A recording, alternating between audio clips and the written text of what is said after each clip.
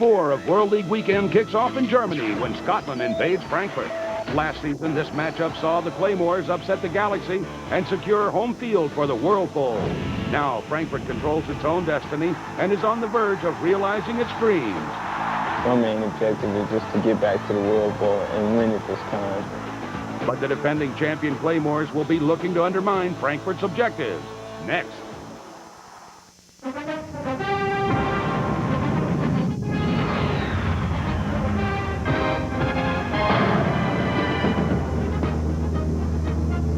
Frankfurt, Germany, cultural and industrial giant located on the Main River, site of the first of our World League weekend telecast this afternoon as the Galaxy hosts the Scottish Claymores. How do you do, everyone? Eric Clemens at our FX studios in New York. We have quite a doubleheader for you today. Game 2 of that doubleheader starting at 4 o'clock, the red-hot Rhine Fire with Denver's T.J. Rubley leading the way at quarterback is at Amsterdam, who found its offense last week. But the one we're all waiting for, the rematch of World Bowl 96 between the defending World Bowl champion Scottish Claymores paying a visit against their arch rivals, the Frankfurt Galaxy. And for more on that game, let's send it out to our colleagues, Nick Halling and Bill Maas, standing by at Waldstadion. A glorious day here in Frankfurt, Germany, and a crowd of 35,000 expected as the World League returns to the Waldstadion and the Frankfurt Galaxy taking on the Scottish Claymores, a rematch of last year's World Bowl. Hello, everyone. I'm Nick Halling, joined once again by Bill Maas. Glad you can be with us.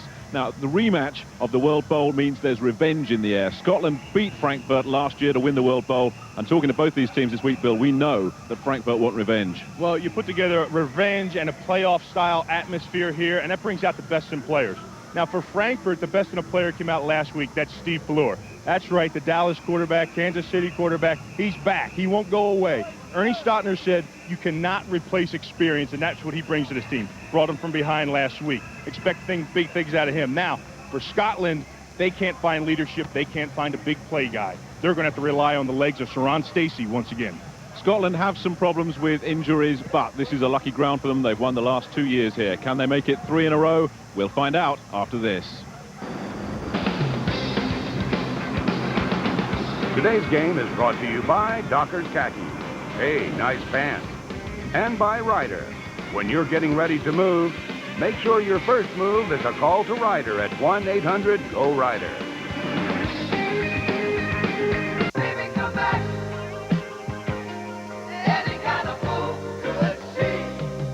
It's Sounds of the 70s. All your favorite 70s hits in one fantastic collection. Imaginary lover. Get Sounds of the 70s for just $9.99 on compact disc or double-length cassette. That's 20 classic hits. That's a strange way to tell me you love me. You belong to me. Tell her that I love you. We'll go dancing in the dark. Then audition other great Sounds of the 70s albums. There's no minimum to buy. Cancel anytime. I'm in you. Sounds of the 70s is not available in stores, so don't wait. Call now. To order Sounds of the 70s, call 1-800-775-8282 or send $9.99 plus $3.50 shipping and handling to Sounds of the 70s, Department 17, Richmond, Virginia.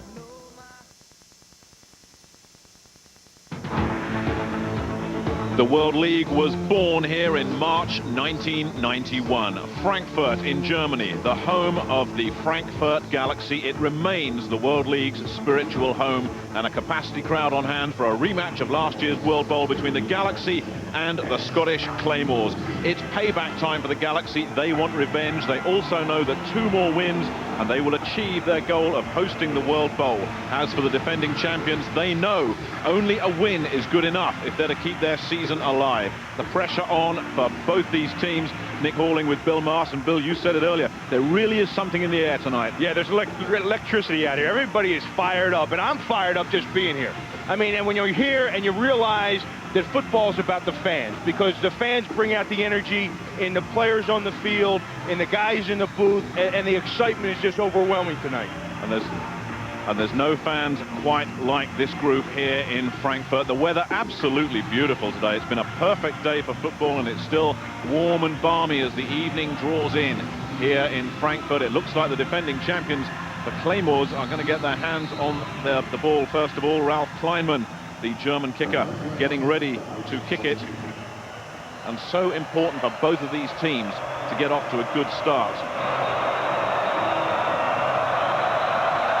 Kleinman gets the game underway, and it's going to be fielded at about the 3-yard line, and a fumble straight away from Marcus Thomas, but he picks it up and gets no more than the 12-yard line. Raphael Gratz, the German national player, coming down on coverage. A poor field position from which Spence Fisher will start the Claymores moving.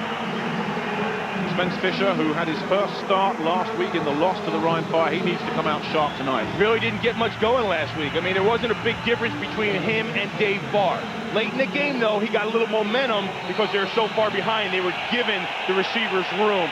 See if he can build off that tonight. Both these teams talked about the importance of a good start, and it's a poor one for the Scottish Claymores. They go on the ground first of all, and some room there, and about 5 yards on the carry. Jeff Rogers eventually on the stop, but you're going to see a lot of Saran Stacey tonight, the all-time leading running back in World League history, and he'll have Jared Kaiaelo blocking for him, DeGraff and Reed and Murphy, the wideouts. Ricky Brady is the tight end. When the national player comes in, that is Scott Cooper. Keep an eye on the fullback, 35, Kaiaelo. Boy, he can bring it on the lead block. Second down and about 6. The pitch back is to Stacey, who looks to turn the corner, can't get outside. They've strung him all the way out and out of bounds after a pickup of maybe 3 yards. The offensive line, it's big, but it's given up 12 sacks. Florine, Rivera and Smith, all allocated from the NFL. Purvis Hunt and Randy Bierman on the right side. That's Jim Kreiner's group. That's the group that he's in charge of, and actually, that's the bread and butter of this offense. As goes the offensive line, as goes the Claymores. And they've got an awkward 3rd down and about 6, with 3 wide receivers out. Fisher drops, has time, has a man.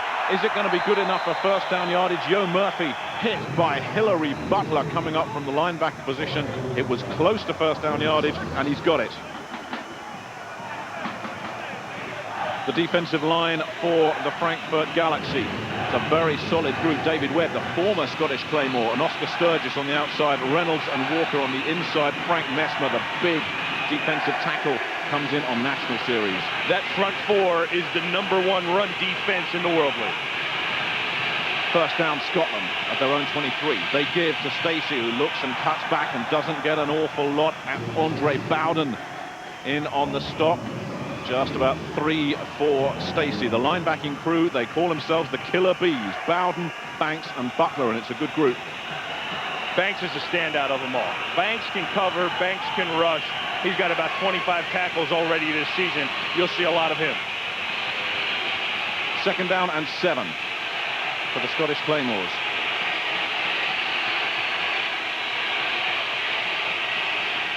Now Fisher drops back to pass, gets some pressure and rolls, and has to get on his toes, gets a block ahead of him, and that's good enough for first down yardage. Nice bit of blocking there from Stacey, springing Fisher for another first down. Sean Banks was there to push him out of bounds. The defensive backfield for the Frankfurt Galaxy, all here in 95. Cecil Doggett and Jack Kellogg on the corners, Chris Hall and Johnny Dixon, the safety men. Defensive backs, a good group. Already have 7 interceptions on the year, Nick. And they do like to gamble, especially the corners. But that's 2 first downs on this drive for the Scottish Claymores, a drive that began at about their own 12-yard line. They've moved it to the 36. And the crowd really getting into this. Stacey has some holes, gets past the 40 to about the 41, and a pickup of 5 yards will bring up a second down and 5. Butler on the tackle. And they've wasted no time. That's the bread and butter that I'm talking about. That's the offensive line. That's Saran Stacey, and they're pounding the middle. And they need to establish the run game, because if they don't establish the run game tonight, Nick, Scotland doesn't stand a chance. Talking to the Galaxy, they said that is our #1 priority. We've got to stop Saran Stacey. Second and 5. They stay with Stacey, who doesn't get a lot this time, just a couple falling forward. Banks and Scotty Lewis in on the stop. That'll bring up another little third down of about 3 yards for the Scottish Claymores. They've converted the last 2, and so far it's been a pretty assured start for them offensively. Well, this is where they've been struggling all year, is the third down category. They're only 35% on third down. And what you try to do as an offense, you want that number up about 50%. If you can convert 50% of your third downs, that means you can progressively march the ball downfield. Third down. The pitch back to Stacy, who cuts back and has blockers and gets a first down and gets past midfield. Hilary Butler again in on the stop, number 57, but this impressive stuff from Scotland. Well, Scotland's putting together a nice little drive here. I mean, this is the most consistent their offense has been all year, and they're doing it on the ground. Now watch the quick count. He gets under center and they snap the ball. The defensive line of Frankfurt isn't even ready, and Marcus Thomas leads the way.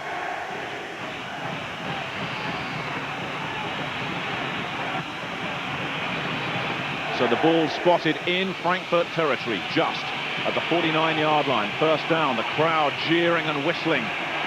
Fisher, a short drop, has a man. Jack Kellogg on the stop. Not much doing there for the national player, Scott Cooper, but he's safe-handed and hung on. Well, that's important for them. That's important for them to get those catches, to get those receptions, because that's where they've been lacking in the wide receiver category. No wide receivers on the Scottish Claymores teams has a touchdown. But with that, they also don't have any confidence. So it's a smart move, get the ball out to the flat, pick up 1 or 2 yards. Second down and 6 after the gain of 4 by Scott Cooper. Split backs now. Cooper in motion out of the backfield. Fisher gets some pressure and can't find Eric Smith, who cut inside. A flag comes in. Cecil Doggett had the coverage, and Fisher certainly went down. No, he went down late. That's going to be unnecessary roughness on the quarterback. It's a personal foul, 15 yards.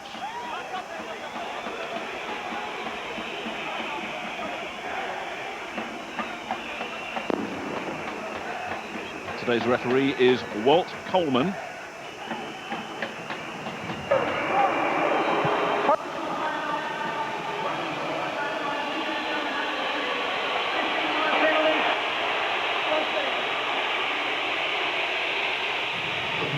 Here's 96, Scotty Lewis. Watch him come into the picture. He's going to get pressure, then he's going to grab a piece of him after the ball's out and then just chuck him to the ground. That was flagrant. That was blatantly late.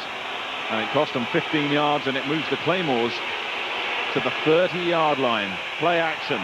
And he has to just dump it because the pressure came straight up the heart from Sean Banks. They've got him again. Another personal foul, roughing the passer. This time it's on number 50, Banks. No, they're calling that against Scotland. They're calling that grounding the ball.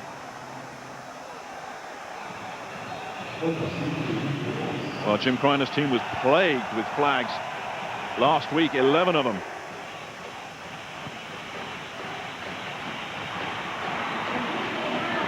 And that's the call. Number 14, lost him down, second down. Well, Sean Banks comes scot-free. This is Sean Banks. He's going to come free around the corner. Fisher sees him. As he sees him, he gets rid of the ball. Now, the question is, was there a receiver out in the flat? Second and long for the Claymores, and Fisher will pass. Looks for man broken up. Strong coverage from Chris Hall, the safety man. Nothing doing for Scott Cooper there. Chris Hall, who played cornerback here for the last 2 seasons. They moved him to safety, where he's performing pretty solidly early in the season. One of the things Coach Kreiner was talking about was the penalties have killed them offensively. They'll get something going, and then they'll self-destruct. And here you have a 3rd and 21, and that's self-destructive. Fisher trying to keep the drive alive, takes a deep drop, has a lot of time and has a man. It's short of first down yardage. Yo Murphy eventually pushed out of bounds by Johnny Dixon, but they got a lot of it back, but they're about 4 yards short to the 24-yard line. Well, so far this early in the game, Spence Fisher has spent a lot of time on his back. Almost every time he's dropped back to pass, he's gotten hit. He gets the ball off this time, but he's going to take a shot and go down. That was Bruce Walker, 91. And the field goal unit comes out. Wayne Lamley will attempt a 41-yard kick. It's on its way, certainly got the distance. Has it got the accuracy? It's good, and the Scottish Claymores draw first blood. They lead 3-0 A 7-minute drive ends with Wayne Lamley's field goal. Ты отдохнешь. Мы снова будем счастливы. Будем жить долго, долго, долго. Нам повезем жизнь новую, светлую.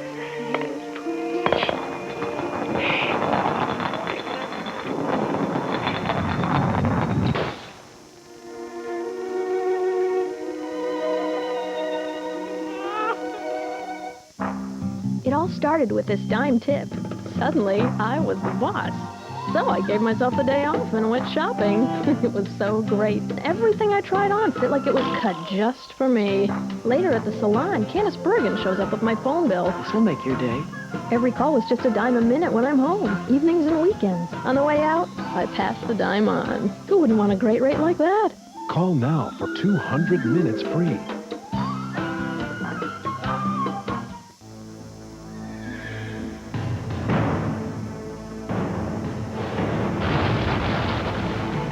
This year at the Kentucky Derby, the Preakness, and the Belmont Stakes, there's an absolute 100% sure thing.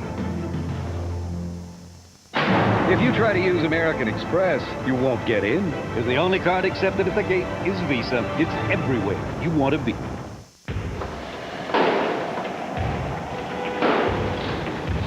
In every city, in every bottle, in every bubble, lies the formula for refreshment.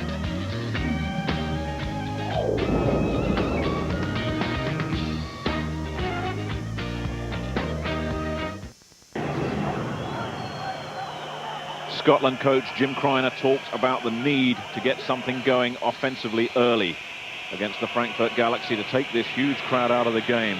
3 points, not perfect perhaps, but an impressive drive that took nearly half the first quarter off the clock. Now it's Frankfurt's turn. Vernon Turner fields at the 8, gets past the first guy, doesn't get past the second guy. Ron Childs with a crunching tackle at about the 25-yard line from where Steve Pallur, the veteran former Dallas Cowboy, takes over, and a guy with a new role within this team. A new role, but the same guy. He's Freddy Krueger. He will not go. He's just going to keep coming back and haunting you. And that's what he did last week when he brought this team from behind to a victory, and his experience, and that's why he has to start tonight. A real leader in the huddle, Pallur. And play action on first down. Pallur steps up as the pocket collapses and will run for yardage, and just did his slide possibly short of the first down marker when he could have got a little bit more, but those are 34-year-old legs Steve Pallur's running on, and I think we'll have to give him 9.5, and it'll bring up a second down and short for the Galaxy. The backs and receivers for Frankfurt, featuring Bobby Phillips and Jim Kitts in the backfield, Bailey and Shelley, the wideouts, Vince Marrow at tight end, Ingo Seibert will take over in the backfield on National Series, which is what we have here. Shelley in motion. And an easy, comfortable first down for Ingo Seibert, working behind an offensive line that started horribly in London in week 1, giving up 7 sacks, but is getting much better and is certainly improved with the return of Joe Garton from knee surgery at center.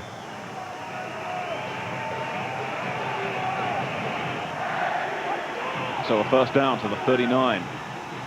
Pallur takes another deep drop, has a lot of time, and looks and can't find Mario Bailey. And that'll bring up a second down and 10. Charles Swan in coverage. The defensive front for the Scottish Claymores, it's a unit that's really in search of a big play guy. Simmons and Poe on the ends, Williams and Keeney at tackle. When you say big play guy, what that means is a pass rusher. They need a consistent pass rusher, and one hasn't been established yet for them. Second down and 10. Pallur on the ground this time. Seibert jukes and jinks his way to about the 45-yard line, and a gain of 6. Jaime Fields coming up from linebacker and making the stop. Fields and Logan are the outside linebackers. Eric Unverzagt from the Seattle Seahawks, good German name there, but he is an American, and he'll share time with Emmett Waldron the Irishman who will come in on National Series.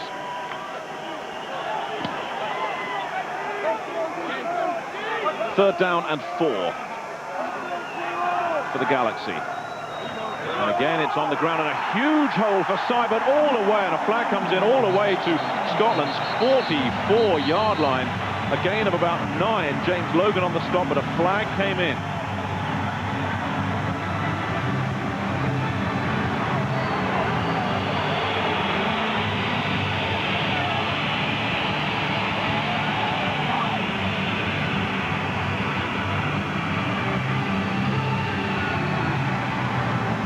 There was a huge hole for Ingo Seibert, but it looks like it's coming back. Walt Coleman.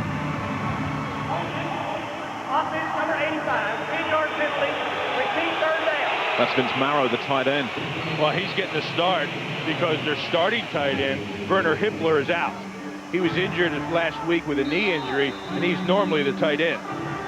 The defensive backfield has some problems for Scotland. Swan and Scott, the corners, Doug Terry and Demetrius Martin at safety. Their normal safety, George Coghill, the heart and soul of the defense, back in the United States on family matters, and they're going to miss him. Demetrius Martin has some big shoes to fill tonight. Third down and 14. Motion in the backfield from Turner. Good protection again. They got for Mario Bailey, who worked Demetrius Martin and picks up enough for a first down.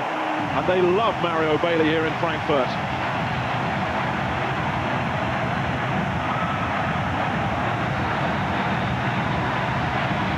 Well, Steve Pelor's come out, and he's come out passing. They've featured everything they've done through the run. But see who they're going after? They're going after number 30, Demetrius Martin. They got that matchup where they brought Bailey into his section of the zone coverage and took advantage of it. And a big first down into Scotland territory. And flags come in once again. Mario Bailey closing in on becoming the number 2 all-time yardage receiver for the World League, and he needed about 60 yards coming into tonight. False start prior to the snap. Offense number 66. 5-yard. That's Joe Garton, the center. We don't really need to announce these. All you've got to do is listen to the crowd to see who the play goes, the call goes against. Yeah, they're very knowledgeable about their football. I mean, they're not just here because it's football and it's a big party and everybody's having fun. They know what's going on here in Frankfurt. First and 15. Pelor keeps them waiting. The Claymore's itching to go. No flag comes in. Seibert plows his way over midfield, and the crowd thought that Scotland jumped, and there was a lot of movement on the line, but no flag, and the crowd are letting them know.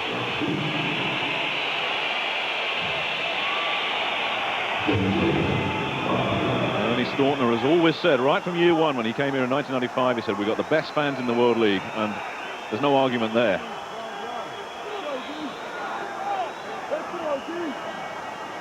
Second down and long facing Ernie Staunton on the Frankfurt Galaxy at Scotland's 45-yard line. Jason Shelley is split wide to the left. Marrow goes in motion. They give it to Seibert again, who's got a lot of room and just gets leveled after a pickup of 4 or 5. Terry coming in and making a huge hit from safety.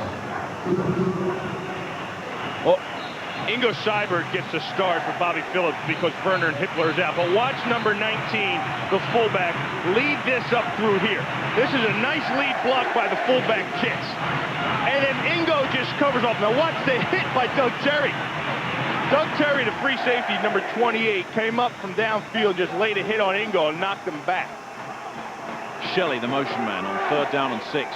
Big play early here for Frankfurt. Pelor with a lot of protection, has a first down, and they'll move the chains once again. Terry and Swan on the stop, but Jason Shelley with the catch.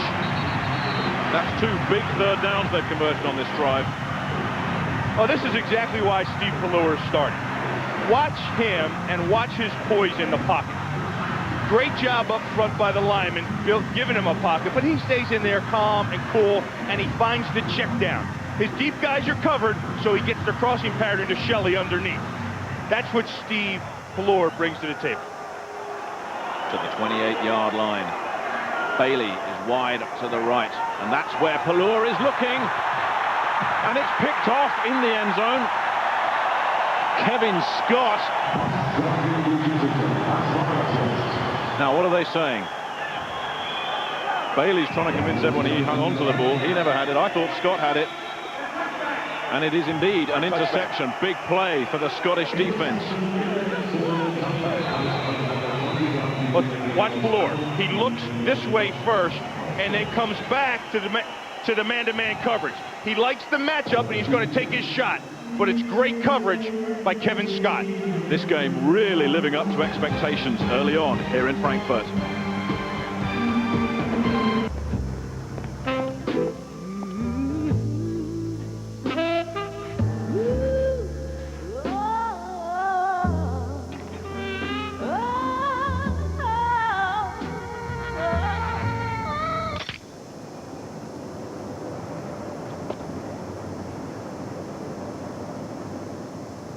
Nice pants.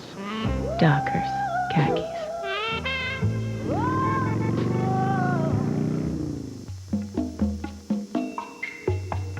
I thought it was the flu. It wasn't. It burned when I urinated. I thought it was a one-time thing. It wasn't. I had pain, a discharge, and a sore. I thought it was another yeast infection. It wasn't. These are symptoms of genital herpes, a condition that 1 out of every 6 Americans has.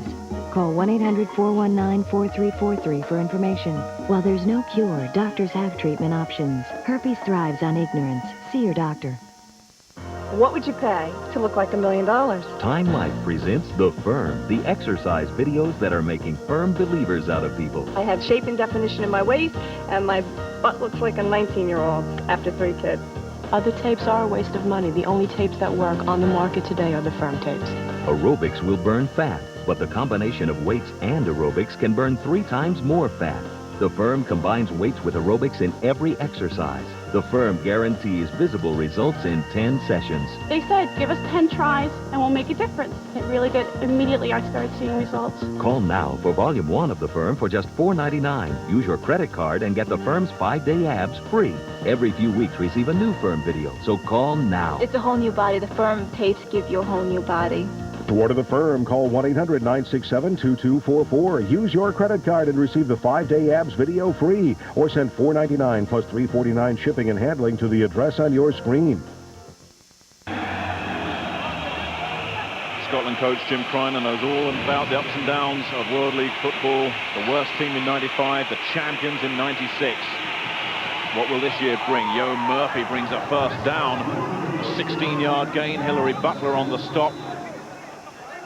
Yo Murphy, the MVP of that World Bowl, with a phenomenal day. Well, talking to Yo Murphy, he said this is what he likes to see. He likes to see that separation, and he's going to find the opening, and Spence Fisher finds him. If you play that far off Yo Murphy, you're going to give him an ample opportunity to make something happen. 16 yards for Murphy brings up first down at the 36-yard line. Back on the ground, Stacey looking for a hole and making something happen out of virtually nothing. Butler and Dixon eventually on the stop, but Stacey showing his patience and his maturity there. You're exactly right, Nick. Patience and maturity. And that's what Sharon Stacey's all about, and he uses it to his advantage. Watch the little frog technique. He's jumping around back there like a frog until he finds an opening, and then he takes off like a dart. 6 yards for the World League's all-time leading rusher. 2nd down and 4. Movement at the line. It looked like the left guard went early for Scotland, and flags come in. False start prior to the snap. Offense number 63. That is Marco Rivera, the left guard. You're exactly right again, Nick. I'm just going to start calling you Mr. Right. Hey, just because I got 2 in a row. Just don't start calling me Mr. Wrong, because we'll get a few of those. The Scottish Claymores had a lot of penalties last week, and they've been plagued by them this season, which is uncharacteristic for a Jim Kreiner team. 2nd down and long. Fisher has a man. Jared Paello can't quite hang on to it. Greg Evans coming up from safety. And back to what Jim Kreiner was talking about. 1 step forward, 2 steps back. And that's what the Scottish Claymore's offense has been doing. 16-yard pickup. They get the ball. They have an offsides. They're back. And then they face some struggling times now when you got 3rd and 10. And that a catchable ball as well. Spence Fisher got on track a little bit in the second half against the Rhine Fire last week, but that game was pretty well dead by then. Takes a deep drop, pressure comes, and they're looking in the direction of Eric Smith. That's got to be... No flags come in. There was contact way before the ball ever got there. And they're ruling it incomplete on Eric Smith as well. Johnny Dixon was all over it. The Scottish Claymores losing out on both ends of that play. Lost all the way around. Here's Eric Smith. Watch the contact. Watch him get hit by Dixon right there. Before the ball's even there. Now, he has the same opportunity to go after and get the football, but he cannot get a shot in the back like that and disrupt his opportunity to go to the ball. I still think he made the catch anyway. So Wayne Lamley, the punter, comes on. He's already converted a 41-yard field goal. The jeers and the whistles coming up, and the man from Utah gets one off that's fielded at the 20-yard line by the dangerous Vernon Turner, who wasn't too dangerous on that play. James Logan came up and made the stop, and the first quarter has flown by. The Scottish Claymores coming up empty on that occasion. Frankfurt will take over at their own 27 when we return.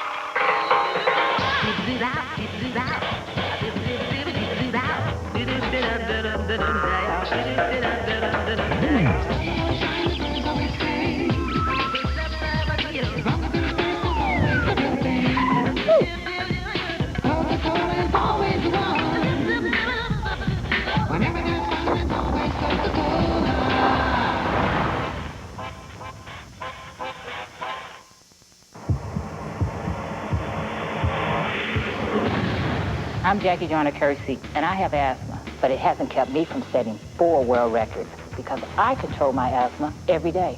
And even if you think you have your asthma under control, you should call the Asthma Control Program from Glaxo Wellcome. They'll send you a free kit full of the latest information to help you understand and manage your asthma better. You'll get lots of useful tools, including a 4-step program that can help you prevent attacks before they occur. And best of all, you'll receive updated information as soon as it's available. Many asthma patients, including you, can become symptom-free if you follow the daily treatment plan your doctor prescribes. And the Asthma Control Program from Glaxo Wellcome can help. So call 1-800-328-9207 right now. The sooner you get with the program and stick with the program, the sooner you can take control of your asthma. I don't let asthma control my life, and you don't have to let it control yours either.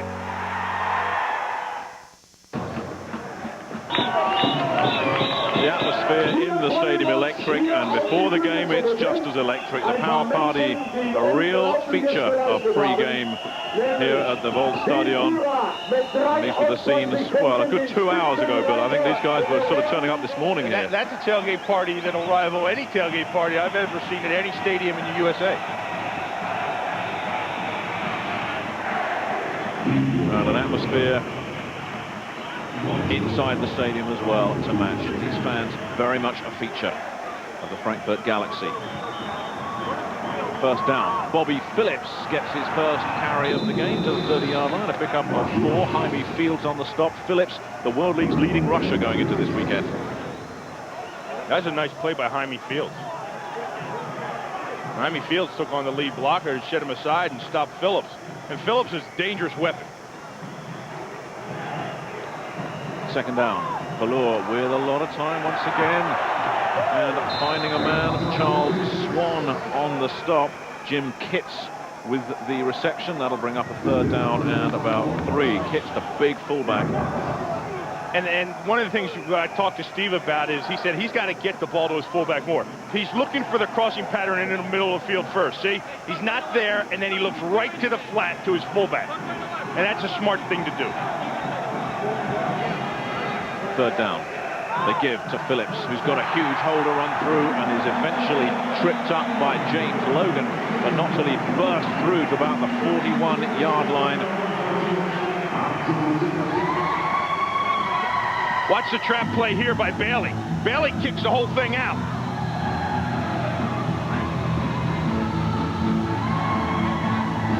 A trap play is when one guard will pull and you're going to set up the defensive lineman on the other side, not block him. He stands up and looks around, and then all of a sudden there's a blocker in your face. Travis Hanna and John Morton are the wideouts. Out of the I formation, they give it once again to Phillips, who is trundling his way to close to midfield and close to a first down. James Logan on the stop. And Phillips making a very sharp start to this game. I like Bobby Phillips. Last year he was here and he started out on fire in 2 games, then he got a knee injury. And when he came back, he was third string and remained third string for the rest of the year. And he was mad about it. He went to the Steelers camp and he got better. Now he's back here to prove that he's worthy of a roster spot. And the Steelers have got to be excited about what they're seeing in this young man so far to date. Second and not a lot. They stay on the ground and not a lot doing there for the Frankfurt Galaxy. Big Larry Williams was just all over Bobby Phillips, and that'll be a loss.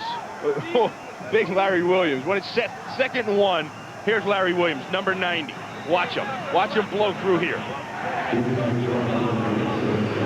He's just going to shuck the guard and wrap up Phillips, then drive him backwards.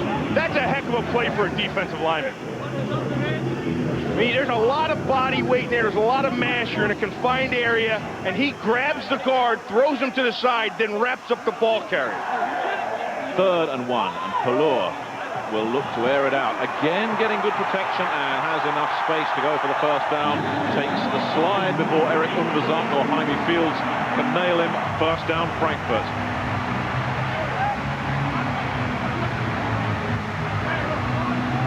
And this offense looks like a completely different offense with Steve Palour at the helm.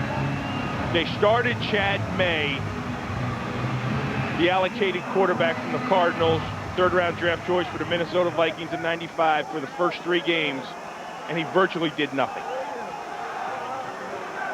Palour, play action again. Pressure comes. Palour just dumps it off. Took a hit. Jason Simmons applying the pressure. Yeah, just to go back to what you were saying there, there's just no substitute for experience in this league, is there? Well, that's what Ernie said. He came out and he just said it. He said, you need experience in this league. And what you saw Steve Palour do right there was experience. He saw the pocket close around him. He saw he was going to take a hit, and he knew where the fullback was. See, Spence Fisher didn't know where his fullback was when he got the intentional grounding rule. Palour knew where he was and just threw it in the ground in front of him to avoid taking the sack. 2nd and 10. Not a lot doing through the middle once again. Pressure coming and applied by David Barnard. And that's going to bring up 3rd down and long. They weren't fooled by the play action. Well, they needed Barnard to get in the action. Barnard's allocated by the Kansas City Chiefs. See him stuff up the middle of that defense? That's 96 David Barnard. Now, he had visa problems and wasn't able to come over. He practiced with them all through training camp, and then when the team came over here to play, he couldn't come over. He stayed in Kansas City, worked out in their off-season program till his visa cleared. Now he's back here, and Kreiner is thankful he's here. 3rd and 8. They're 4 for 4 on 3rd down conversion so far. Palour goes up top, looks for Travis Hanna, who couldn't quite hang on. The speed man didn't quite have enough. J.C. Poe was applying the pressure. Maybe Palour had to get it off just a little bit earlier than he needed to. That ball was laid out there perfect. Jason Hanna never had a break stride. All he had to do was run under the ball. It was laid on his fingertips. He had a lot of traffic around him. And I think that was the reason he couldn't pull it in.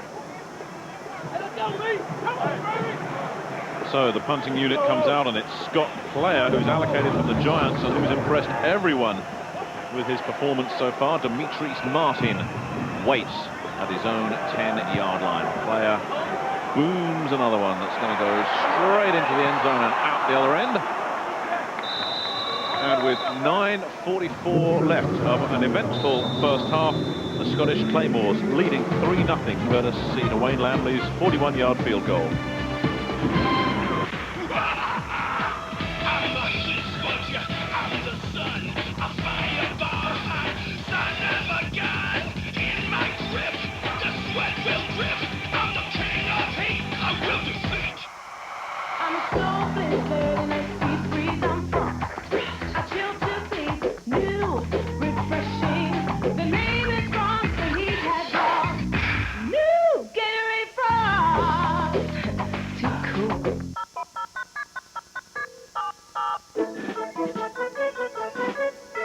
This is the sound of small businesses doing more business with Fridays free. They're doing more because thanks to Sprint, all their long distance on Fridays is free, while the rest of the week they're still getting Sprint's low flat rates. Even better, call now and get Fridays free until the year 2000 with no term commitment. Call 1-800-598-5000 for Fridays free, only from Sprint Business. Australia's Great Barrier Reef. You don't need fins to swim under it. You don't need wings to fly over it. You don't need 4 legs to run through it. But you just might need to bring this. Because Reef Watch Air Tours, Wild Track Jeep Safaris, and Pro Sail Schooners will take you on the ride of your life. But they won't take American Express. Visa, it's everywhere you want to be.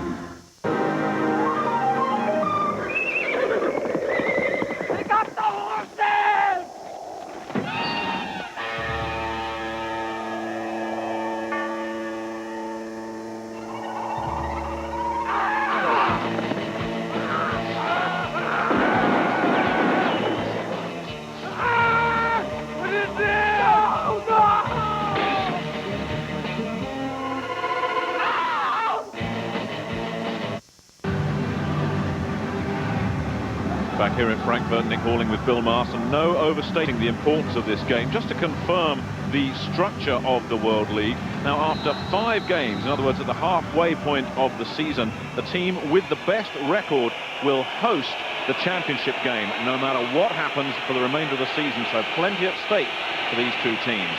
Fisher, they go on the ground. There's trouble for Saran Stacey. He's nailed. He loses a couple of yards. Sean Banks, Andre Bowden, 2 of the Killer Bees, applying some sting. Well, yeah, you're talking about the Killer Bees, and you're talking about Banks, and he's in there, Bowden, the linebackers. I said Banks is an active guy, and the reason they can make him active, and they have the affordability to get him involved in rushing like that is because they can play man-to-man coverage outside with Kellogg and Doggett. 2nd and 11. Fisher looks, has a man. No, they're saying it's incomplete, are they? No, it's a catch. Eric Smith working on Cecil Doggett. That's a matchup they'll like to get as often as they can tonight. Well, watch what they do here. They have 2 receivers to the same side.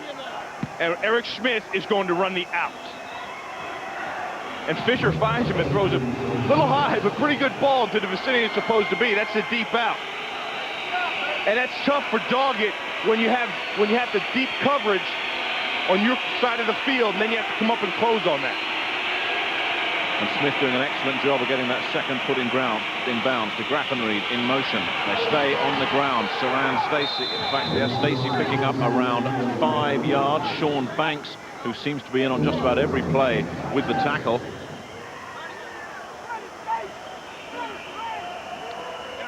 One of the things they need to do when you run the ball, and you run the ball, and you run the ball, is you have to get your wide receivers blocking. Here's number 80. That's De Graffenried. You see him?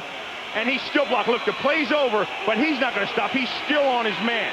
Now, to be successful running the ball, you need wide receivers that are willing to block like that. That's team player.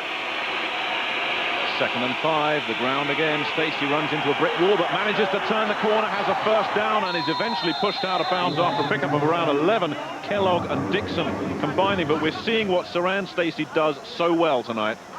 He does it well, and actually, the offense for the Claymores is playing very well tonight. Methodically moving the chains. They're here. You're away, Nick. You're in a hostile environment, the biggest crowd they've played in. They're having crowd noise problems, and they're moving the ball down the field. This is a big change from the offense I saw last week, and I was at the game up in Scotland. First down at the 47. Fisher goes upstairs looking for DeGraff and Reed, and he can't quite connect. DeGraff and Reed being covered by Jack Kellogg. Frank Messmer, the German, applying some pressure on Fisher. Well, you know, the thing was they had DeGraff and Reed, but the protection wasn't there. The front four gets a good rush. You see Messmer getting the pressure? Now, Fisher was forced to throw the ball early, and DeGraff and Reed never knew that the ball was coming to him. If he had had a bit more time, he could have got DeGraff and Reed the ball. Second down and 10. The crowd getting into it. Pressure comes. Fisher gets it off to Scott Cooper, who is going to be close to first down yardage, maybe just short. Greg Evans on the stop. Scott Cooper with his second catch of the night, and he's been very productive this season. I'll tell you, Fisher has really done a turnabout from last week. And I asked, one of the things I asked him when I talked to him, I said, you know, you got your first start last week. It wasn't impressive. We asked Kreiner about it, and he said, how did he play? He was adequate at best. Tonight, he's staying in the pocket. He's taking his shots. He knows what's around him, and he's finding receivers.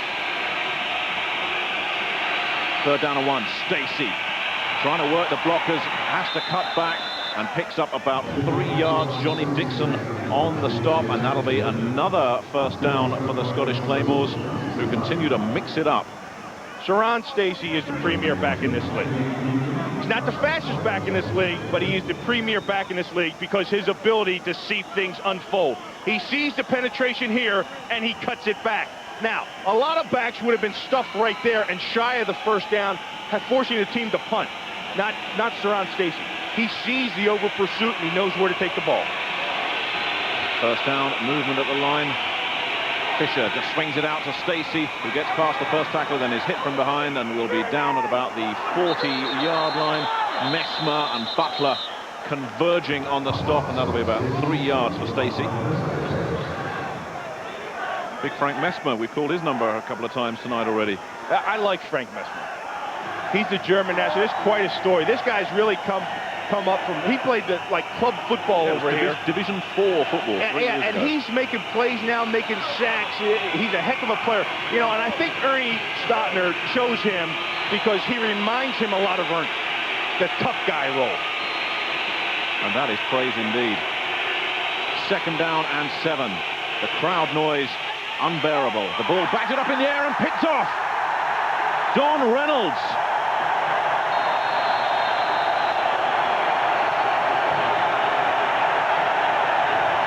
And that was the big play the Galaxy defense were looking for.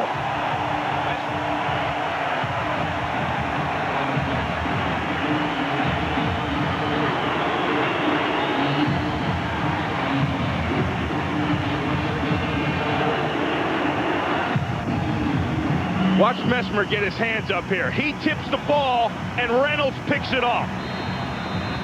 And we were just talking about Frank, the type of player he is. He does everything. He plays the run well. He rushes the passer well. He's aware, got his hands up in the passing lane. Nice job, Frank Messmer. And Steve Pallor takes over at midfield.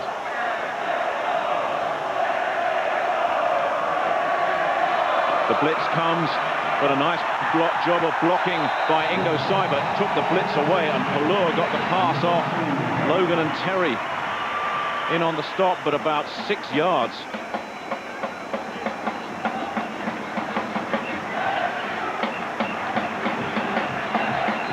And they're getting some momentum now. A big spark from your defense like that, an interception when the offense was driving, and that carries over. The offense comes charging off the bench. They're revved up and ready to go.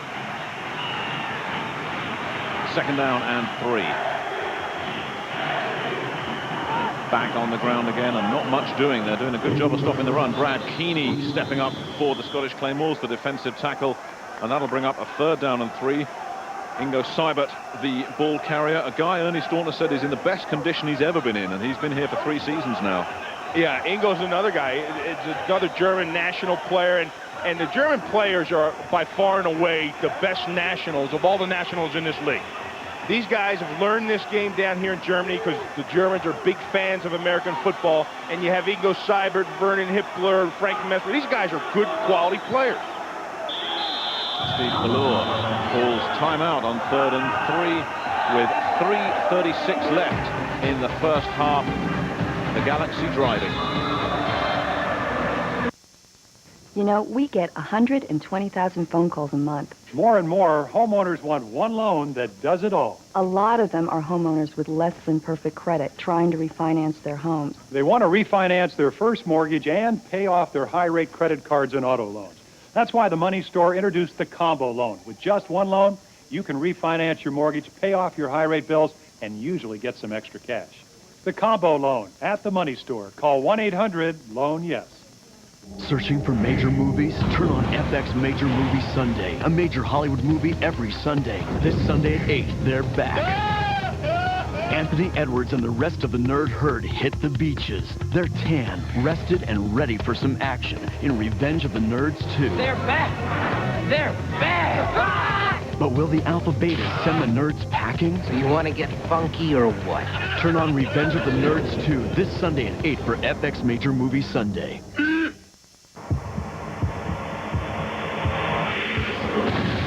I'm Jackie Joyner Kersey, and I have asthma, but it hasn't kept me from setting 4 world records because I control my asthma every day. And even if you think you have your asthma under control, you should call the Asthma Control Program from Glaxo Wellcome. They'll send you a free kit full of the latest information to help you understand and manage your asthma better. You'll get lots of useful tools, including a 4-step program that can help you prevent attacks before they occur. And best of all, you'll receive updated information as soon as it's available. Many asthma patients, including you, can become symptom-free if you follow the daily treatment plan your doctor prescribes. And the Asthma Control Program from Glaxo Wellcome can help. So call 1-800-328-9207 right now. The sooner you get with the program and stick with the program, the sooner you can take control of your asthma. I don't let asthma control my life, and you don't have to let it control yours either.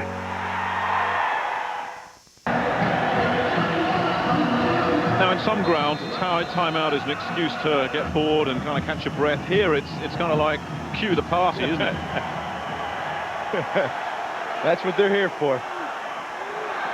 But back to business, and a 3rd down and 3 for the Frankfurt Galaxy, still trailing by that Wayne Lemley field goal. Ballure dumps it off quick. Oh, that was almost another interception possibility. Emmett Waldron and James Logan were there, and that ball hanging in the air dangerously. Well, Shelley on the crossing pattern underneath.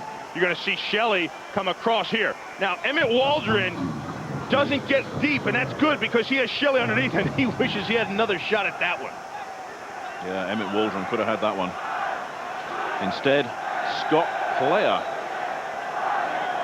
from the New York Giants comes out. Demetrius Martin and Eric Smith, 2 deep men back. And it bounces into the end zone once again, despite the best efforts of Greg Evans. And a touchback for the Scottish Claymores. 3:14 left in this first half. Just a refresher course on the World League rules and how they differ from NFL rules. The 4-point field goal from 50 yards or more. The defense can score 2 points when they block an extra point attempt and return it. The 35-second play clock. And just to get the receptions rules sorted out, you now need both feet in bounds. Last year it was just 1, but now you need both feet, just like in the NFL. I like the 4-point rule. I think you kick a 50-yard field goal, you know, that's worthy of 4 points. That's a heck of a feat. Or foot. Get it? Fisher with time, with a lot of time, and eventually takes too long and is hit by Oscar Sturgis from the Miami Dolphins. His 2nd sack of the season.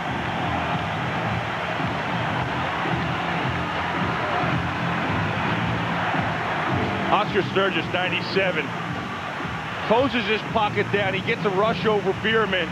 Spence Fisher has an open receiver. He has Eric Smith to the top left of the field, wide open, but he never sees him. He held the ball too long. And that was another one of the problems Jim Kreiner addressed. Their quarterbacks holding the ball too long. 7-yard loss. They go to Sharon Stacey on 2nd and long, who gets most of that 7 yards back before Oscar Sturgis hustles back and makes the stop. Sharon Stacey's like insurance. I mean, if something goes bad, you have Sharon. So they can fiddle around and try to get the passing game going. And if something goes bad, well, give it to Sharon. He'll get us back to the line of scrimmage. But on 3rd down and 10, Sharon Stacey checks back into the sidelines. They have Smith and Murphy wide left. DeGraffenried wide right. 3rd down. Fisher, another deep drop, looks for DeGraffenried, who's in double coverage. And they're ruling it incomplete. Jack Kellogg was there. Chris Hall was there too. Nice break on the ball by Jack Kellogg. Played his man well. Gives DeGraffenried room to get off the line of scrimmage, and then he has safety help. Now watch the break on the ball. Perfect timing. Gets his hands in there just as DeGraffenried's hands were there to catch it. And that's the 2-minute warning. The Scottish Claymores will be punting it away when we return, leading 3-0. Whenever there's a say hello, whenever there's a touch, a handshake will follow. Whenever there's a laughing at you, whenever there's it's a groove that you do. With the twist of the cape, or the pop up the top, with the language we speak, the best that won't stop. Always Coca-Cola. This Sunday, do something really original. Lights, camera, action! FX is putting together a 2-hour block of original shows that will make you laugh, cry, maybe even stand up and cheer. First, it's FX's hilarious game show, No Relation. Next, see your views and entertainment news on Backchat. Then go behind the scenes of the minor leagues with Baseball Minnesota and see Love's Lost But Not Forgotten on Lost and Found. That's a wrap! So if you're searching for something, well, original, tune into FX, Sunday starting at 6. Searching for an inside look at the American dream? Let FX take you to Minnesota, Baseball Minnesota, where you get a real-world view of the minor leagues. And every day is a fight to get to the majors. From the owners to the manager, the families and the fans, all eyes are on the men who have the courage to dream and the talent to win. Tune into FX and get behind the scenes of the minor leagues, because there's more to the game of baseball than what you see on the field. Baseball Minnesota, Sunday at 7. This year, they're moving me from 3rd base to 1st. It's a pretty big switch. I just want to be prepared. You still feel a bit small. Got anything bigger? Bigger. Nice reach, Jim. Not bad. Hey, Dave, grab my new glove. Monday, Texas takes on Cleveland, or Montreal meets San Francisco, only on FX. Eric Clemens back at our FX studios in New York. Coming up on the Dockers halftime report, we'll recap the first half of the game you're watching and take a special look at the very special fans out in Frankfurt. Now back to Valstadion, Nick and Bill. Back here in Frankfurt, 2 minutes left first half, still 3-0 Scotland. Some of these 3-0 games after all this time are a bit boring. Not this one, Bill. No, this is close, and the offenses are moving down the field. It's the defenses are bend but don't break. There's a lot of excitement. Vernon Turner has to retreat. Good kick from Lamley, and Turner struggling to stay in bounds and can't do it. Great effort from Lamley, and that pushes the Frankfurt Galaxy back to about their own 22-yard line.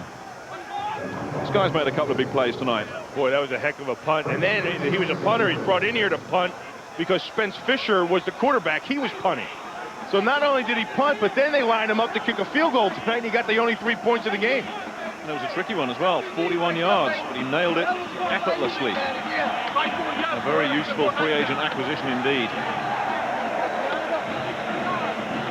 And the ball spotted at the 23-yard line following the Wayne Lamley punt. Great effort. Yeah, they were at about the 15-yard line down here, and he punted it all the way to the length of the field. Actually, Turner had to backpedal so fast, didn't receive it by the sideline. He lost about 15 yards on that. Yeah. There's nothing he could do with that thing. First down, Frankfurt, 1:51 left, first half. And Pallur looking to air it out. Has a man, Vernon Turner, trying to make amends. Stopped first by Doug Terry, then finished off by James Logan. A pickup of around 8 yards. That'll bring up 2nd down and 2. And they're into the 2-minute offense. Clock still running. They do have a couple of timeouts left. Not much doing for Ingo Seibert, who just spins away from the first tackler and maybe close to 1st down yardage. Brad Keeney in on the stop. And just short, 3rd down and 1. And Pallur airing it out again, but no, once again takes off on his toes, does enough to dive forward for the 1st down, and still running. James Logan eventually in on the stop with Kevin Scott, but smart thinking from Pallur, who's trying to say, nobody touched me, so I'll carry on. Yeah, and also, you never know what whistle's being blown. Because you might hear the referee's whistle being blown, but there's all kinds of whistles all in the stadium, too. All the fans bring whistles here, and it gets confusing sometimes. There must be 10,000 whistles in this stadium, I tell you. And a timeout called by the Galaxy with 54 seconds remaining. And Ernie Staunton trying to coordinate things from the sideline. 49 years in pro football. That's the offensive line coach, Rod Human. I'll guarantee you, right how about we go? No. How about if we go week 74? What?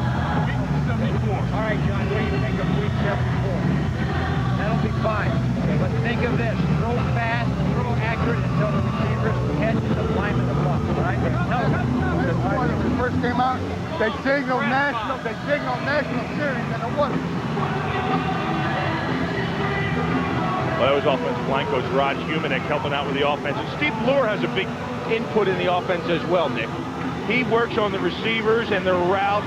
You know, he's had a lot of experience around the league, and he takes an active part, actually, as a coach during the week in putting the game plan together.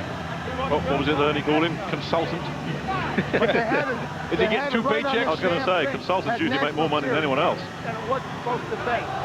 Ernie Staunton is still arguing. Yeah, he's arguing because they came out and they called it a national series.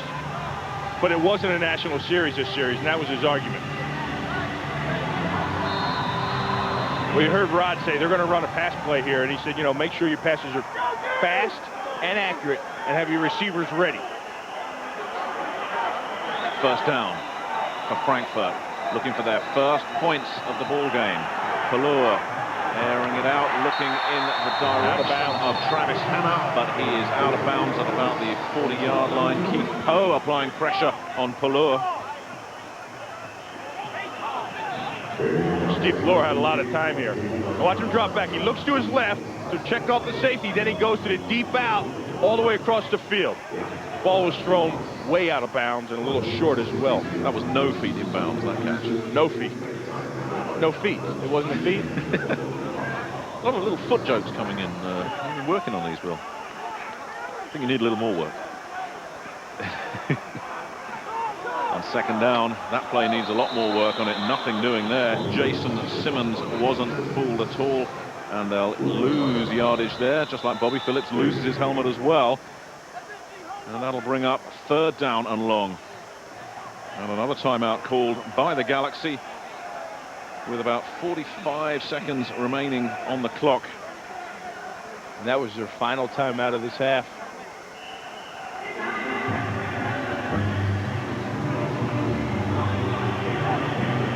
Frankfurt's probably going to run the 3 receivers to one side, get them down the field, try to get in field goal range. That's the only shot they would have. Get it down the field and run up and spike the ball and try for a field goal. And you go into halftime, Nick, and you look at Frankfurt, you're thinking, well, we've done some things well. We were driving, we had the interception in the end zone, but we got about 170 yards this first half. They're moving the ball. They just need to put the ball in the end zone. And the same thing on the other side of the ball for the Claymores. They've gotten some drives together, but they haven't been able to put the ball in the end zone. 3rd down. Steve Pallur feels the pressure again, steps up, gets on his toes. He's got another 1st down and gets hit as he goes down after a pickup of about 17, and a flag comes in. Yeah, he was down on the ground. Applying the stop. He was already down when he took that shot. bit shaken up by it. And that's the sort of penalty flag that'll drive Jim Kreiner crazy.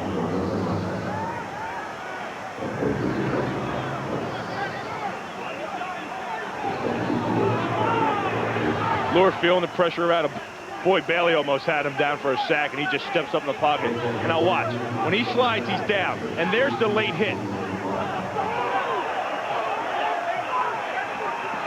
Meanwhile, a player down took a nasty clip completely accidentally. I think it may be John Morton, the wide receiver, who was trying to come back and protect Fluor. In fact, it's Joe Garton, the center, who's just coming off knee surgery, and this will be a sickener for him if he's re-injured that knee.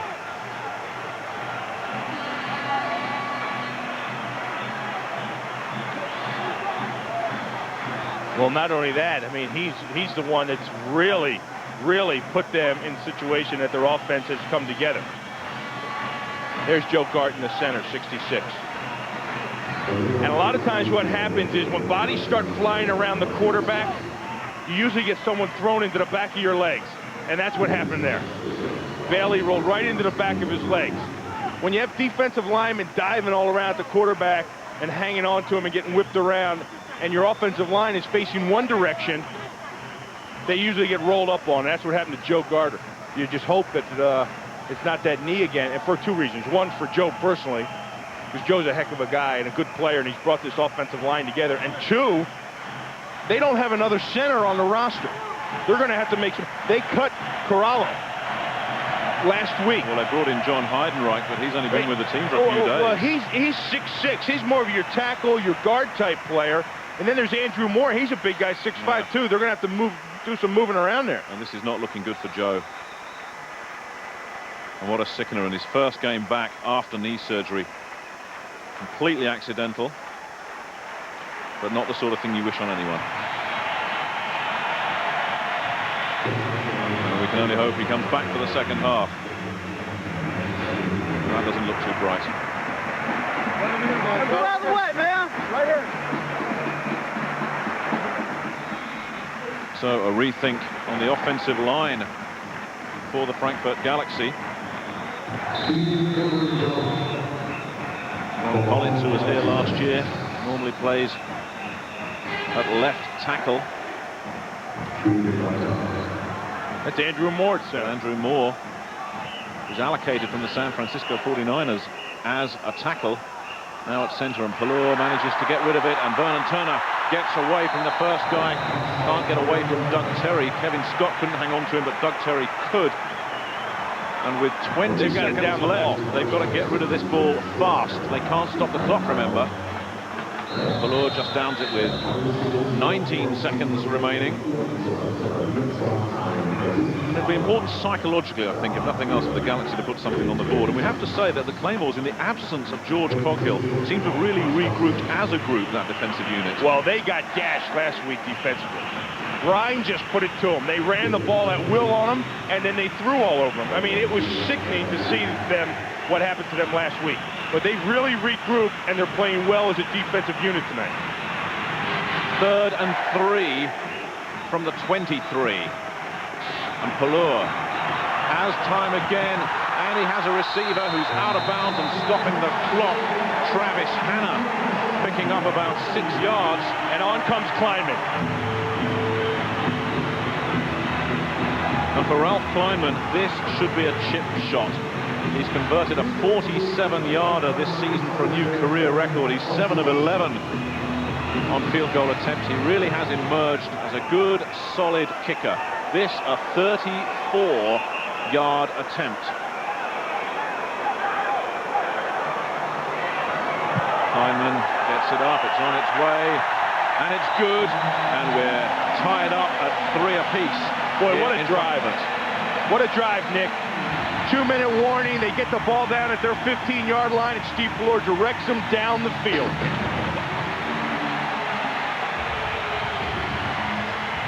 That's a momentum builder to go in at halftime with.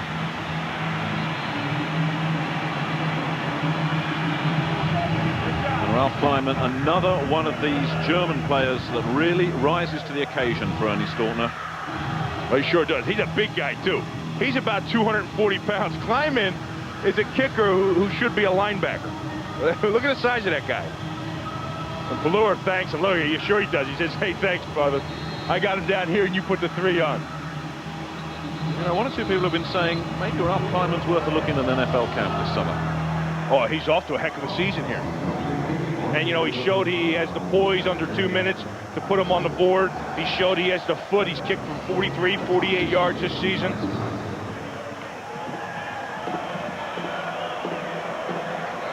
Now, 5 seconds left in this first half. Tied up at 3 apiece. It's been an eventful first half. Much more interesting than that scoreline would suggest. And Demetrius Martin just pitches it back to Marcus Thomas, whose priority must surely be just to hang on to the ball, which he does, and that brings the first half to an end. Andre Bowden will be credited with the tackle.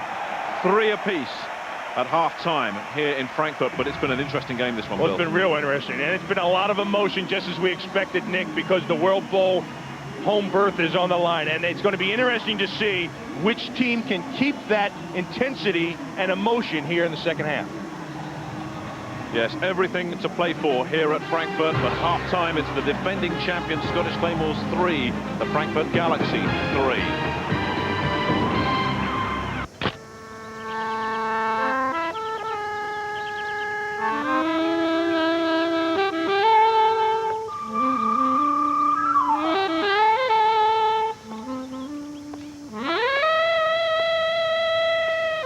Beau pantalon.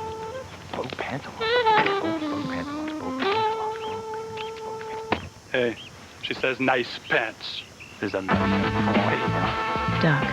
khakis. Searching for action, adventure, and attitude? I'm a damage that sucker with this. FX Primetime kicks off the night with the one team to turn to for explosive thrills. Congratulations. You just hired the A-team. Hannibal, Murdoch, Face, BA. 4 bad soldiers, 1 mean team. I love it when a plan comes together. The A-Team, tonight at 8, part of FX Primetime. One place, FX.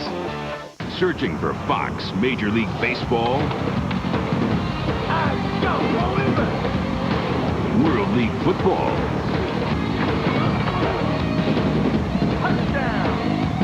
NCAA basketball,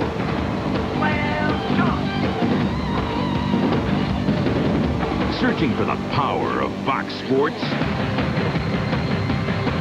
You'll find it on FX, Fox Gone Cable.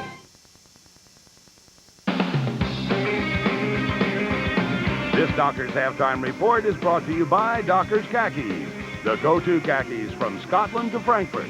Hey, nice band. And welcome back to our FX studios in New York. Eric Clemens with the Dockers Halftime Report. Nick Halling talked about it earlier. It has been a game much more interesting than the score would indicate. The defending World Bowl champion Scottish Claymores and Frankfurt Galaxy tied at 3 at the break. Frankfurt controls its own destiny in the race for that first half World Bowl berth. And in the first quarter, Spence Fisher from the Dolphins gets the Claymores off to a good start, hitting Yo Murphy. The 17-yard gain there sets up Wayne Lamley, who puts it through with plenty of leg from 41 yards out, and Scotland is up 3-0 in the game. Ernie Starkner says, fellas, don't worry about it. We got Steve Pelluer, and he can get us back into this thing. Later in the quarter, Pelluer hitting Jason Shelley, 11 yards, another first down. And then Pelluer, a little bit later, has this one picked up in the end zone by Kevin Scott, an ill-advised pass, and the fans not too happy about that at Wallstadion. Later in the quarter, Spence Fisher is picked off the deflection by Big Don Reynolds. But Frankfurt couldn't convert on that drive, had to punt the ball away. However, Ralph Kleinman completed an 85-yard march to end the half with a 34-yard field goal. We're tied at 3-all at the break. Now, of course, the World League is the spring league of the NFL, and while many European fans have been slow to catch on to American football, the folks in Frankfurt are no novices when it comes to football and fun.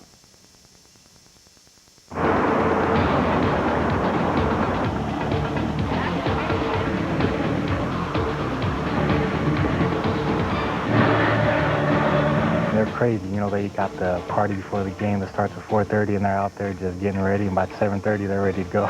Frankfurt's Power Party is the primer that gets the band started.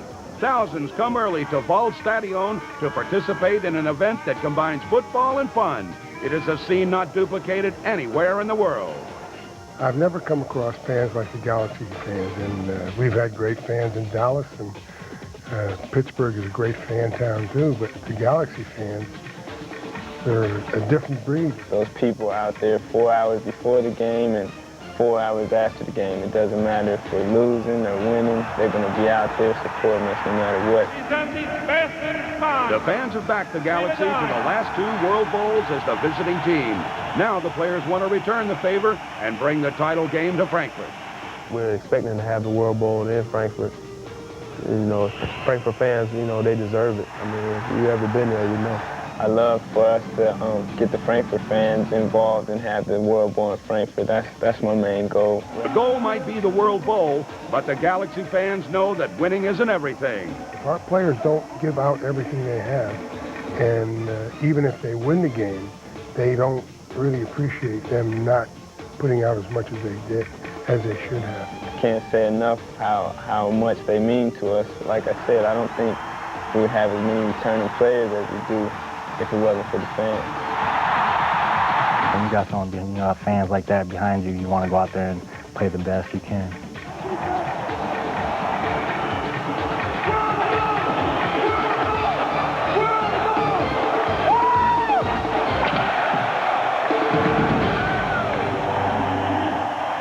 And to host that World Bowl, they need to win today and next week at Rhine. 3-3 at the half. We'll look at the league leaders coming into week 4 and recap last week when the Doctors' halftime report continued. Searching for the heat of Miami? Turn on FX Primetime and discover the excitement, the intensity. You pulled the trigger. Live with the responsibility. And the danger. No! Don Johnson, Philip Michael Thomas, and Edward James Olmos star in Miami Vice. Tonight at 9, part of FX Primetime. One place, FX.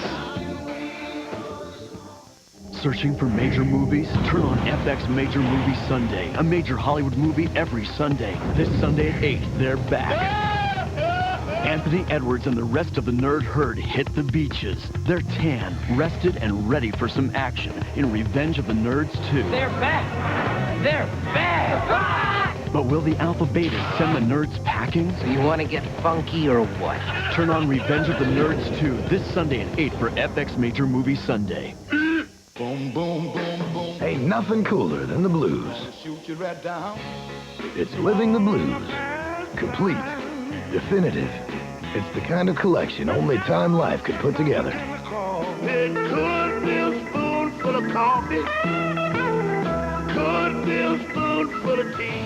Start with Blues Legends and get 20 absolutely essential blues classics for just $9.99 on cassette or compact disc. Further on up the road, someone's gonna hurt you like you hurt me. Then audition other albums. Keep only the ones you want. Satisfaction guaranteed. Which ain't grocery. The blues are hotter than ever.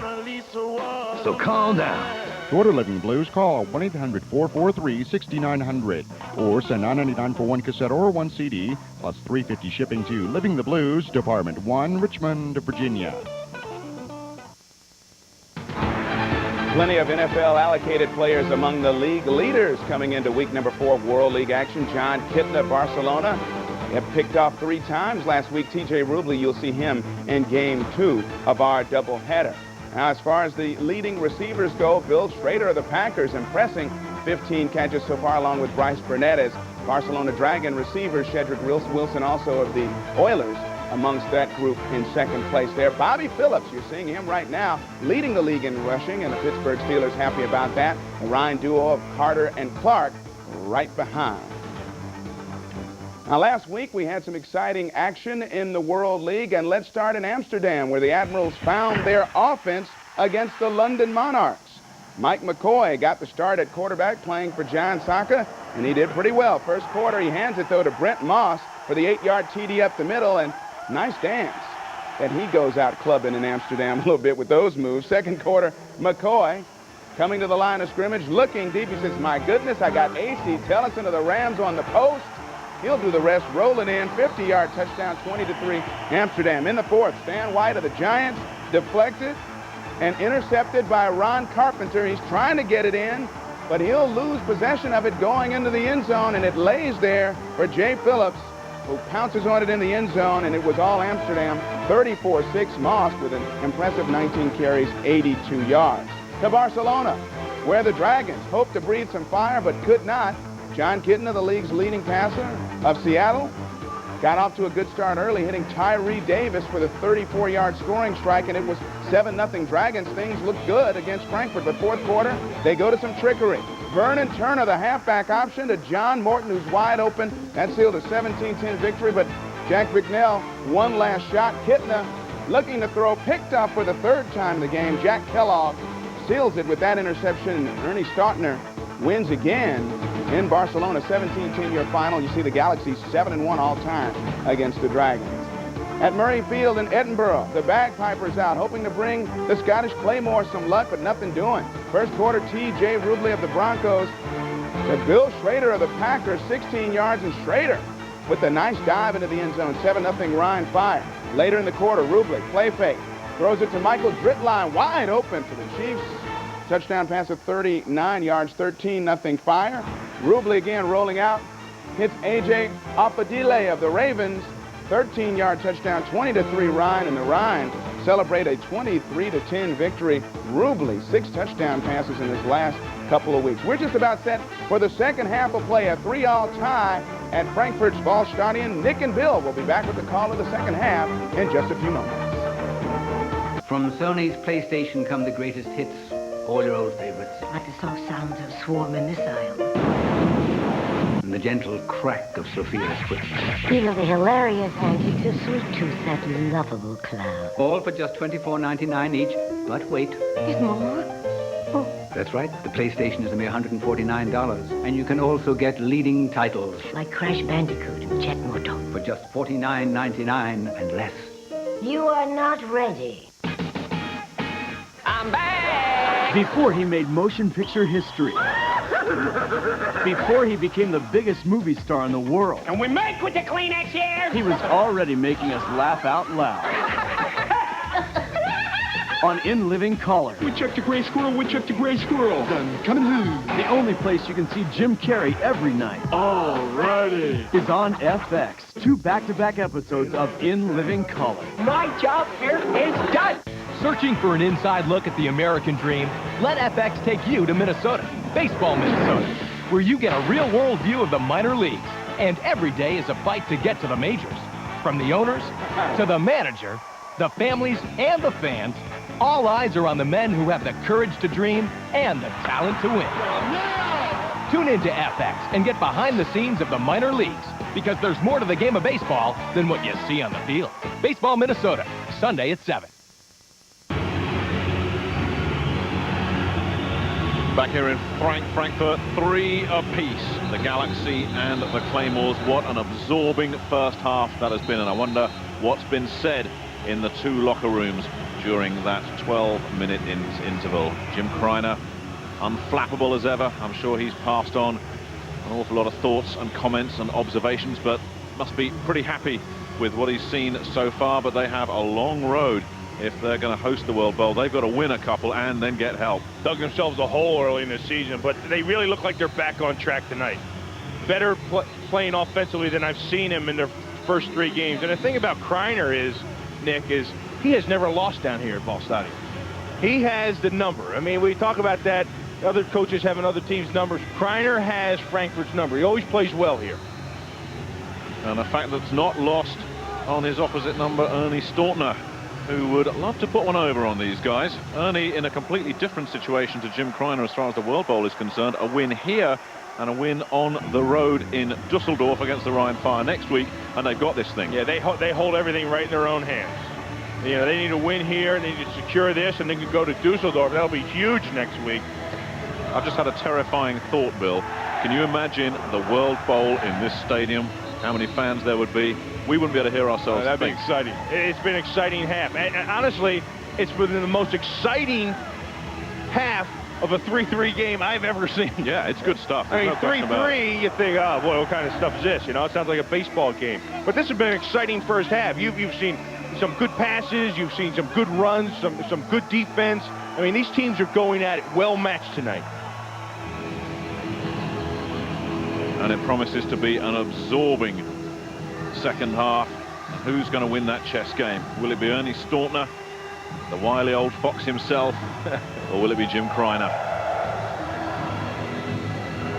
And right now, I wouldn't want to put any money on that one.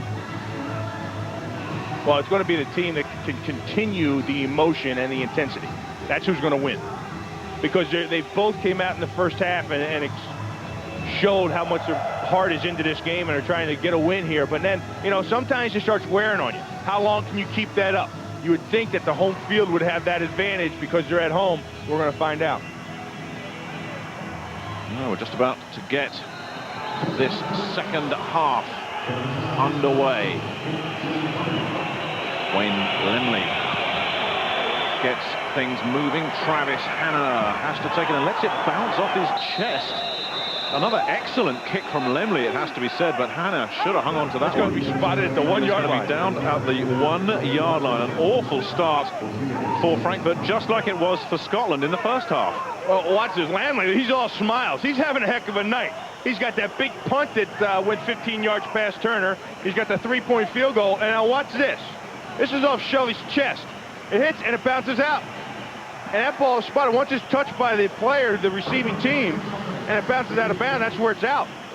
The numbers for the first half, really, Bill, not much to choose between them, as we expected. Oh, they're dead even. They're dead even. They're passing the ball a little bit, like I said, and they're getting some run plays, some nice runs. But the defenses on both teams are bend but don't break. They get down there around the red zone, and then they stiffen up. 58 rushing yards for Scotland. So they're containing Saran Stacey if they haven't stopped him.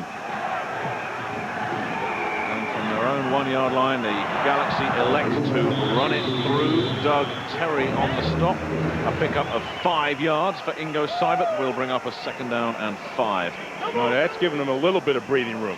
When your quarterback is taking the snap in the end zone, that's tough on an offense. Everybody is tense. You have to be very careful with the ball. That was a nice pickup by Ingo.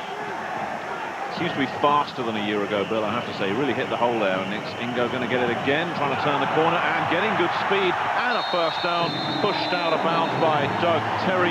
Got a bit of quickness this year. Well, there's the speed you were talking about, Nick. I mean, you saw Ingo, you know, he pounds it up in the middle, and then, watch this time. Now it's outside. Lead back, blocked by the fullback, and then Ingo's able to turn the corner on the safety. Stiff arm there to Doug Terry. And it's a first down. And you're right. I mean, he is faster. And that's one of the things they talked about. He's in great shape. Ernie said he came in to camp this year in unbelievable shape. And useful numbers for the former Munich Cowboy. And Seibert gets it again. Doesn't get much this time. The hole closed. Doug Terry came up and closed it. And Seibert shaken up on the play. Doug Terry's fired up about that. Yeah, that's like payback. He got the stiff arm last time by Seibert, and he's going to make him pay this time. Seibert tries to take it up into the middle. Boom! There's Doug Terry. Give yourself an uppercut, son. Ingo being asked if he's okay. He's checked out. Bobby Phillips has checked into the lineup on second down. Phillips gets a couple of tough yards inside. That's going to bring up a tricky third down for the Frankfurt Galaxy. Keith Poe in on the stop.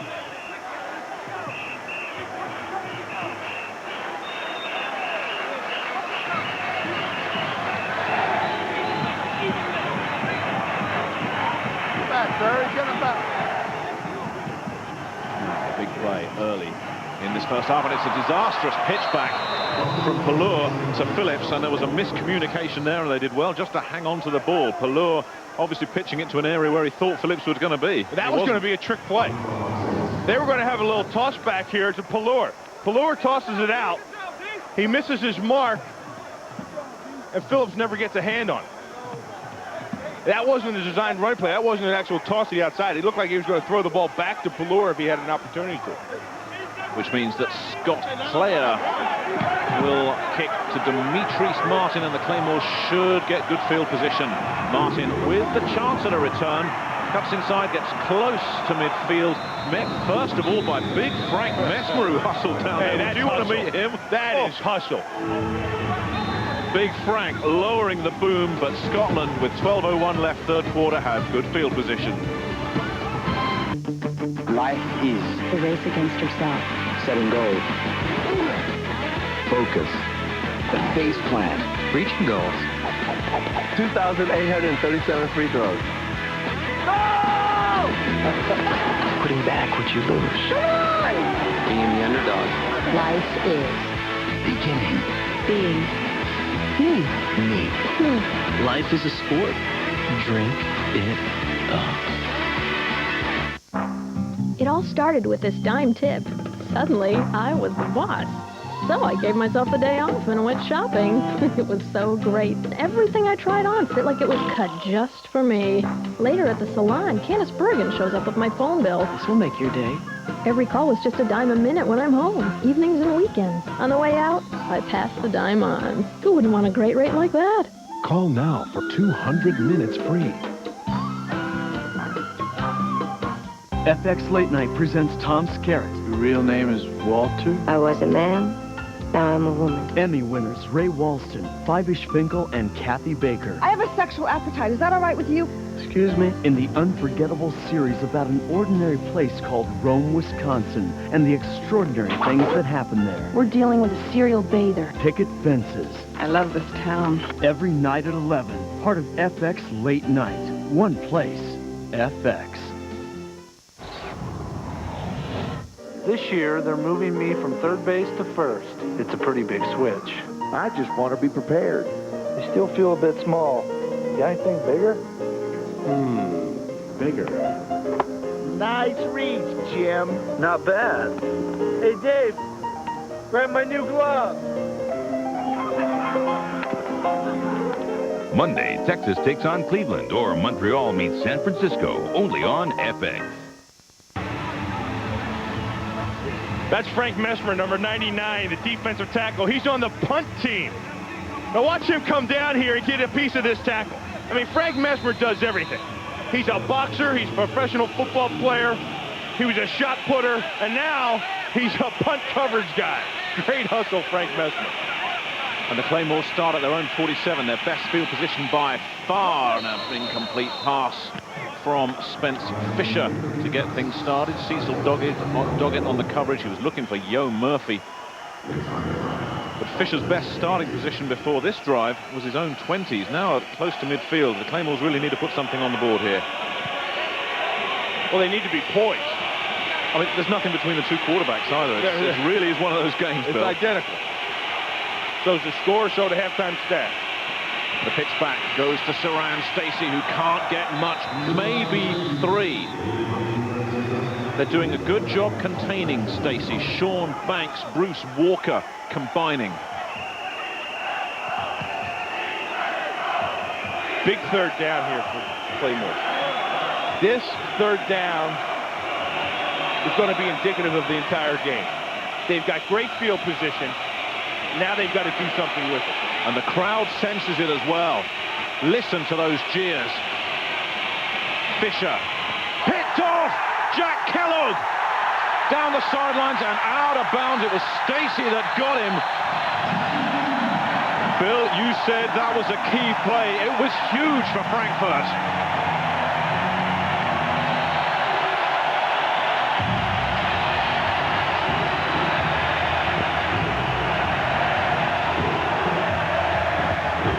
Spence Fisher feeling it now. He knows how big that third down was.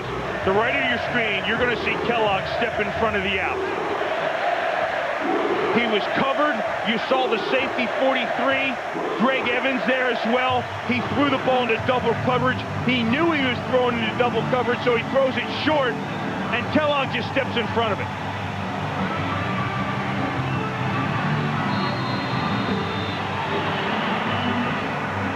Jack Kellogg with his second interception of the season, 38 yards on the return, and if Stacy hadn't got him, that would have gone for 6. First down for the Galaxy. The Claymores hold firm. A loss of 3 yards there. Williams and Simmons combining and just flattening Bobby Phillips.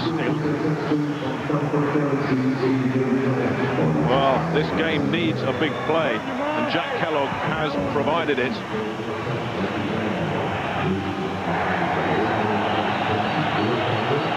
But on that first down, the Claymores defense holding firm as well.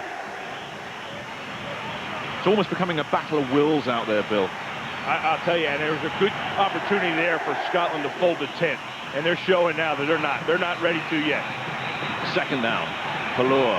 Pressure comes, Pallur has time, has Phillips. Phillips has some work to do. He's nailed and flattened. Jaime Fields just wrapped him up and floored him after a gain of a couple, and that's an awkward 3rd and 10 coming up for Steve Pallur in the Galaxy now. 2 big defensive plays there for Scotland. 2 big defensive teams tonight, Nick. Both these defenses have really stepped up to the occasion. I mean, that was great coverage. You saw the run stop on the first down there, and then you saw the zone defense there, and Jaime Fields break on the ball to the check down man underneath. Another one of those big 3rd downs, and Pallur loses the ball this time. Well, both these teams really feeling the pressure. Looks like Pallur will have come up with it, but I tell you, that's made it a bit tricky for Ralph Kleinman, if indeed Kleinman's going to attempt this one. He's on the field. Well, remember, Gardner, the center, is out, and I don't think he ever gets the ball in his hand here. You see, they have a new center in there. That's Andrew Moore. It was bound to happen when you have a new center in. 44 yards from the right hash mark for Kleinman. His long is 47. They came after that one. It's a low one. No good. And it's no good. So the Claymores defense holds firm when it had to. And this chess game continues. It's still 3 apiece. 9:19 left. 3rd quarter. They're coming. From Japan, from Russia, from everywhere, but they all wind up in the same place. The Wound & Wound Toy Company, one of the world's largest collections of wind-ups, LA's hottest movers, shakers, and big talkers. So bring your inner child, your real child, and your Visa card. Because at the Wound & Wound Toy Company, you won't wind up with anything using American Express. Visa, it's everywhere you want to be.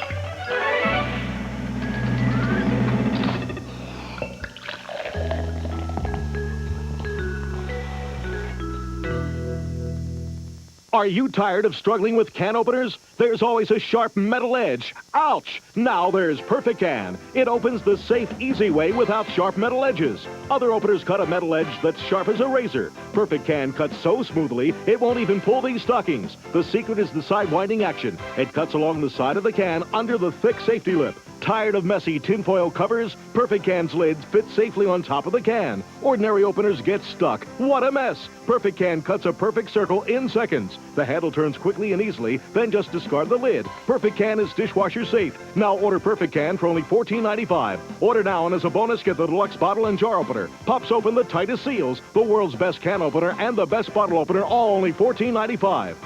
To order Perfect Can, have your credit card ready and call toll-free 1-800-368-3600. Or send check or money order for $14.95 plus $3.95 shipping to Perfect Can, 507 Maple Leaf Drive, Nashville, Tennessee. But for quicker service, call 1-800-368-3600. Here's Ralph Kleinman's field goal attempt. He lifted his head, and he knew he did it. You see he's taking his hands up. He lifted his head. He was thinking it was a long kick.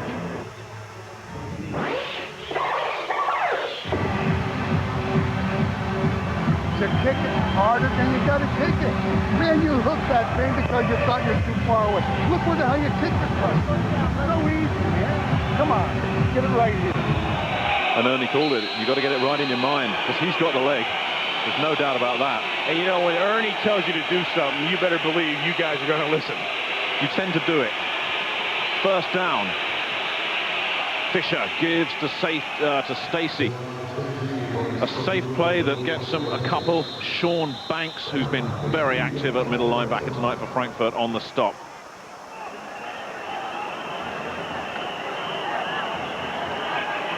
And you sense that this young man is starting to feel the heat. Because this Frankfurt Galaxy is giving him nothing, this defense. Yeah, and Fisher feels it. He was lucky there. He threw the pick, he got him down there, and he came away not giving up any points. An important drive this for Spence Fisher and for the Scottish Claymores. De Graffenried, the motion man.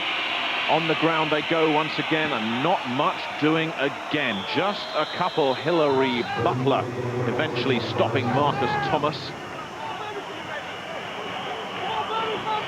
Marcus Thomas, one of 3 ever presents on the Scottish Claymores. There are only 3 guys left that went into their training camp back in 1995. Gutsy, wholehearted sort of player. 3rd down and about 4 to go. Thomas is alone in the backfield. Another big 3rd down for the Claymores. Fisher with all kinds of time. And it was going in Jack Kellogg's direction again. He was looking for Alan de Graffenried. Don Reynolds applying the heat. And the punting unit back out for Scotland. That's the 2nd time I've seen Alan de Graffenried slip out there on a pass route. Spence Fisher is looking at first for Stacy in the middle field. De Graffenried just came past you, and then watch, he's on the ground, and he never gets back to the ball. There's De Graffenried, he's down. He slipped as well on the interception, Nick. Well, Wayne Lamley's had a super game so far. Travis Hannah is going to field that at about the 10. Another nice kick from Lamley, but Hannah with a shot at a return, but the coverage was good, and the Galaxy will take over. It was Marcus Thomas, the first man there. Neither of these teams can afford a mistake, and they're both playing with real intensity on offense, defense, and specials.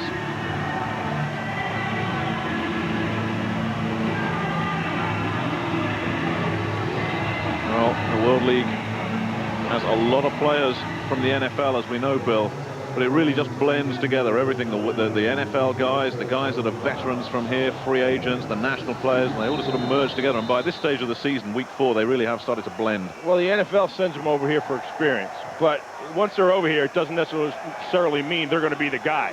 You still have to win a spot here, and there's a lot of good players. Now, what can Steve Pallur do?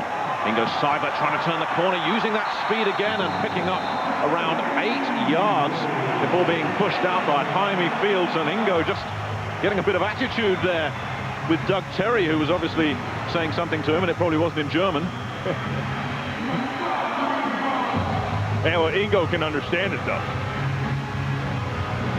But I bet if Ingo said something to Doug Terry in German, no, that'd be different. No go. They've given him about 7. A useful contribution tonight from Seibert, as ever. And Seibert again.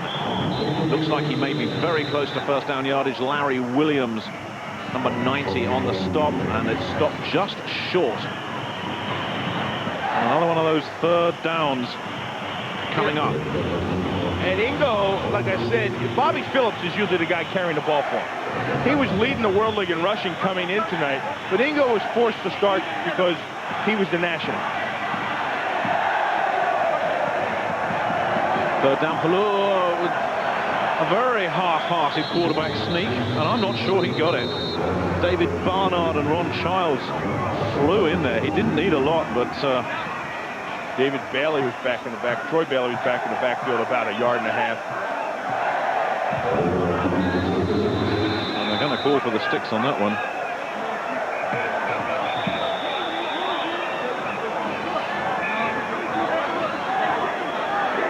Ernie, you can see him on the sideline there, Ernie Staunton making his contribution, and it's going to be very close. Now, have they got it? It's going to be so close but short.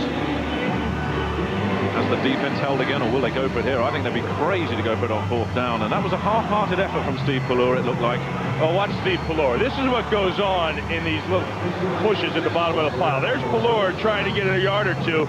Childs over the top, grabbed him by the neck, hand in the face, and an extra shot. I mean, that's what goes on down there. Look at his body's twisted up there. He's never done stretches like that. And that's a 34-year-old body getting stretched around as well. The second effort from Spalor coming up short, just. Well, hats off to the defense. I mean, the Scottish Claymore's defense is playing some ball. They're dominating the line of scrimmage. They have really stepped up. And this in the absence of George Coghill, remember. Perhaps it's a mark of respect to their teammate who's back at home on family business. Martin lets it go at the last second. Wow. Ooh, that was heart-in-mouth time. And it's down at about the 19-yard line. 5:53 left, third quarter. It's still 3 apiece, but a great game. Karch Karai is a big fat bully. I didn't know that anybody could do that to a ball. Miller Lite is sponsoring the AVP Tour. They support this abuse of volleyball. Our organization is called Save the Ball. We go out and actually retrieve battered and abused volleyballs. Miller Lite sent us beer, but it'll take more than that. Run, little ball. Go free.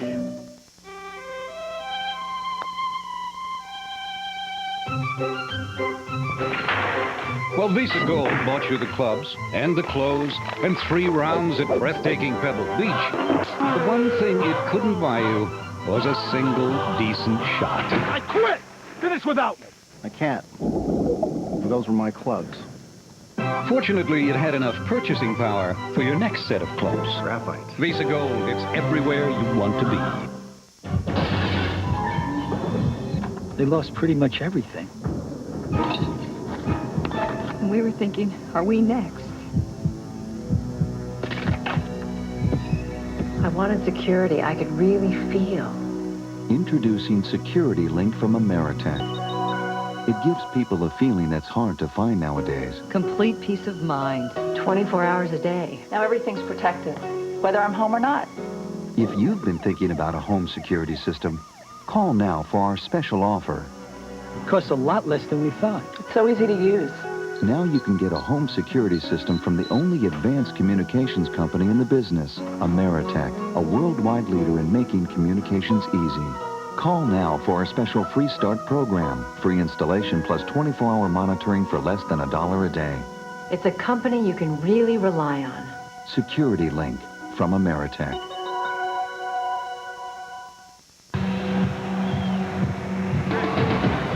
Two teams battling to keep their World Bowl hopes alive here, and the Barcelona Dragons will be very interested in what happens. They too have a hope of hosting the World Bowl, and they'll keep that on track if they can beat the London Monarchs in London at Stamford Bridge tomorrow afternoon at 3 o'clock. The Dragons looking to bounce back from a defeat at the hands of the Galaxy just last week. The London Monarchs, a team with 1 or 2 problems. First down for the Scottish Claymore. Scott Cooper is wide left, but they go on the ground again to Saran Stacey, who looks to turn a corner and doesn't get anything. Hilary Butler with great pursuit. Well, this is the #1 run defense in the league against the #1 running back in the league, and so far that battle's pretty even, but you just sense that the Galaxy are starting to turn it up a notch defensively again.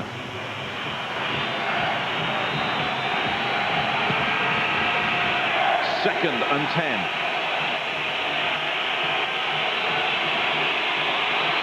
Fisher trying to get the passing game going this time, and does. Great catch, good effort, good for a first down. Yo Murphy coming up with a great play. Cecil Doggett in coverage. Murphy, a huge catch. Well, that's who Spence Fisher wants to go to. He wants to get the ball to Yo Murphy.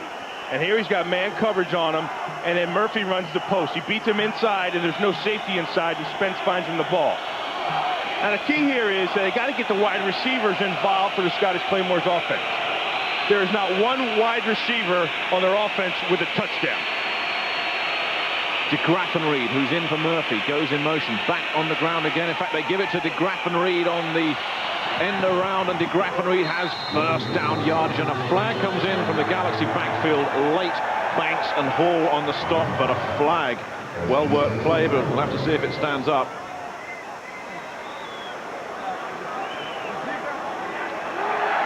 And it doesn't. And there's the penalties again Kreiner was talking to us about. What was his phrase? 1 step forward, 2 steps Holding. back. Offense, number 63. 10-yard penalty. And that's a huge step back. Marco Rivera, the left guard, and the Green Bay Packers getting assessed.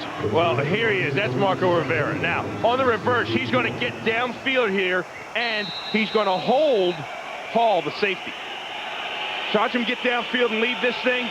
Now, he gets up here on dog it and grabs him. See, he just kind of tackles him to the ground. So it all comes back. First down. Fisher gets it off. Alan DeGraffenreid broken up. Jack Kellogg shot over and broke it up when it looked certain that DeGraffenreid had got a hold of it. Kellogg's having a heck of a ball game, Nick. He stepped up tonight.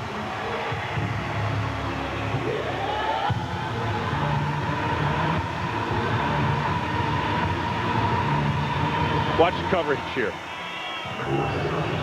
Watch him break on the ball. Knocks it out of his hands. That ball was caught by DeGraffenreid, and then he comes in and just strips it away.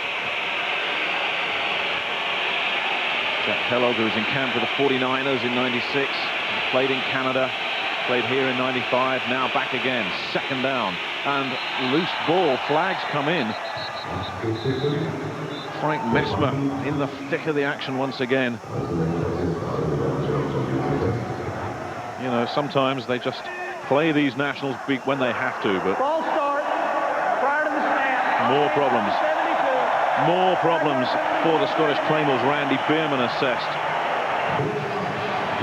Just coming back to what I was saying about Frank Mesmer, I think Ernie's happy to have him in there anytime. I think, like I said, I think he reminds him of Ernie. Ernie was born in Germany. Ernie was a defensive tackle, a great one, by the way. As you know, a Hall of Famer as a player. And I think he sees a lot of young Frank Mesmer as himself. Second down and long. Fisher takes a deep drop. The pressure comes, but Fisher gets it off, and he's got a man this time. 3 receivers around Scott Cooper, but he hung on. Jack Kellogg on the stop at Cooper's third catch, and that's the best of the night for him. Well, it's the best of the night for Fisher. That's a heck of a throw. Now, you're going to see Scotty Cooper's down here, and he's got 2 defenders. The safety's sitting there. Look, there's 3 defenders around him, actually. But Fisher puts the ball low and away, so only Cooper could make the catch. And Scotty Cooper's another one of the national guys. I mean, boy, has he really emerged for Scotland. Last year, he was just on the roster as a national. But he's really learned a lot from Yo Murphy. And last big third down. They go to their safety outlet once again. Saran Stacy. Johnny Dixon stopped him, but Stacy knew where the first down marker was. He knew where it was, and Scotty Cooper's the guy that got him there. I mean, that play was killed when it was second and forever if Scotty Cooper didn't make that catch.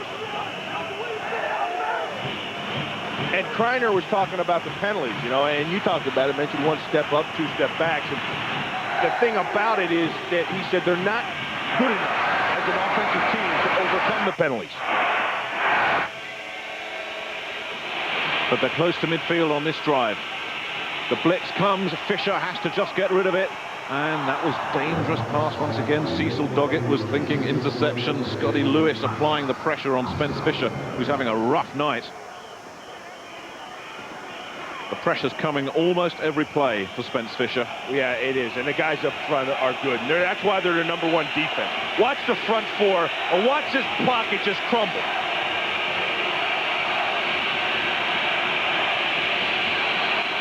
Second down.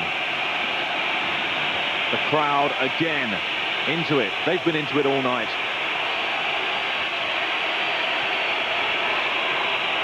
It's a battle of nerves out there. Look at them jumping at the line, and Fisher calls a timeout.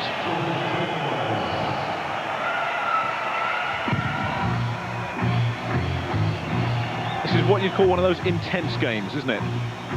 All the way around. I mean, and neither defense is giving them an opportunity to breathe, them being the offenses.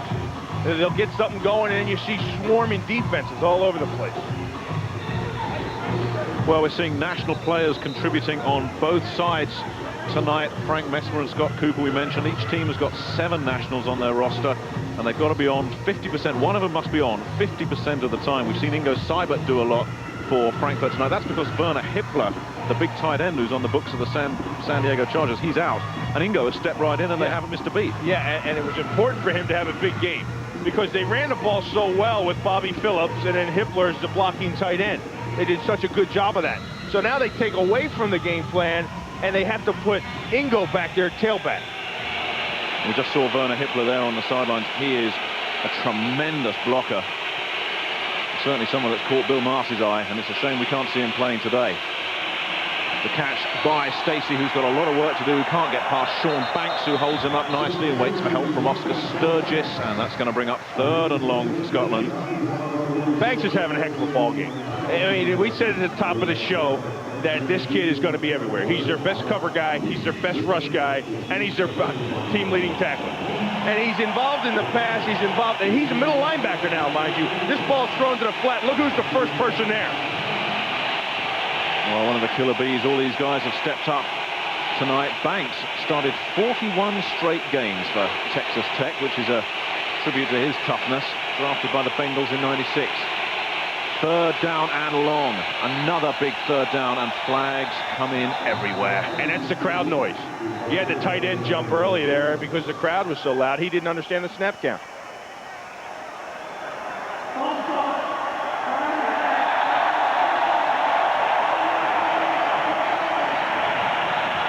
And what was 3rd and about 8 is going to be 3rd and about 13 now. And the pressure on Jim Kreiner and the Scottish Claymores continues to build. Yeah, it's the penalties like that that'll just eat a coach inside. I mean, there's some things you can deal with, there's some things you can't deal with, and those penalties and the mental errors is something you can't deal with. The last few seconds of this 3rd quarter, this game flying by. Fisher gets out of trouble, has a man that's picked off again. Johnny Dixon, did he hang on? Yes, he did, and then he fumbled it, and then it was recovered by Frankfurt. It's 1st down, Frankfurt. Oh, they got a break there, the Galaxy. Johnny Dixon. 3rd interception of the year.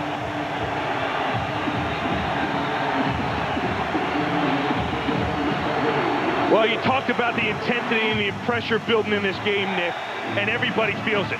And number 14, Spence Fisher, felt it right here. He felt he had to make a play. He has the pressure around him, get rid of the ball, but he doesn't. He throws it off balance, and he throws it right into the waiting arms of Johnny Dixon.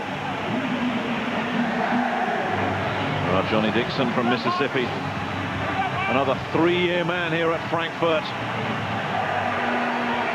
And his experience coming to the fore there, and the Galaxy get another chance in the dying seconds of this 3rd quarter. Who is going to break first? They need to take advantage of these turnovers. No points on the last one. Pallur gives to Bobby Phillips, who trundles his way to midfield, and more, getting good blocking. Jaime Fields and Eric Unbazak eventually stopping him, but a great second effort from Phillips just to keep those legs churning.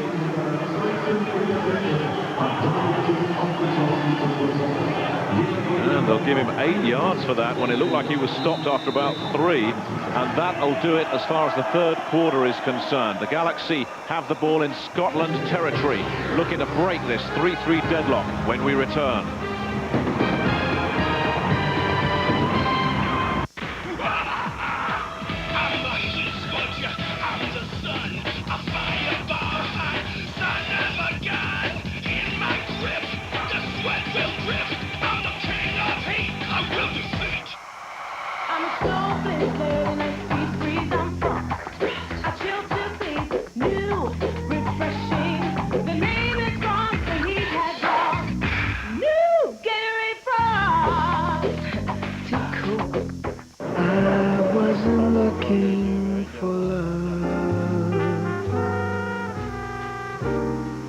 Just a glance, it happened.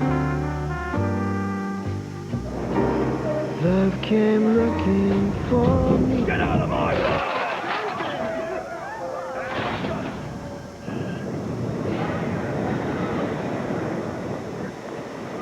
Dockers, khakis. The hum of the saw, the wail of the drill, the rhythm of the plane. If you love the music of woodworking, listen to this free TV offer. It's 101 shop tips, packed with secrets from the pros like a jig for routing evenly spaced dados, straightening uneven edges, you'll get 101 time-saving tips, and you get it free when you order cabinet making for just $9.99. Packed with hundreds of full-color photos and illustrations, cabinet making shows you how to master every cabinetry technique and get picture-perfect results. Preview future volumes from The Art of Woodworking with no commitment to buy. Use your credit card and get this video, Shop Secrets from Master Craftsman, free. So call now to order cabinet making for just $9.99 and get 101 shop tips free. Use your credit card and get your free Shop Secrets video. Call now. Call 1-800-935-8484 to order cabinet making and get your free 101 shop tips. Use your credit card and you'll receive your free Shop Secrets video. Or send check or money order to the address on your screen. 1 quarter of play left in what's been an absorbing contest. Nick Halling and Bill Maas. And if there's one guy who can rise to the occasion, whose poise and leadership could be crucial, it's Steve Pallur, the quarterback of the Frankfurt Galaxy. Pallur has a man and has a completion. Kevin Scott stopping Mario Bailey, but good for a first down for the Frankfurt Galaxy. We're trying to break this deadlock. You sense one big play, either way, could transform this game, Bill. Well, you know, they run the ball well, and then they can get the ball, the short passes. And those short passes are what Steve Pallur, he put into the system. He likes him. It's quick. He thinks he can get some rhythm and some timing and energize this unit.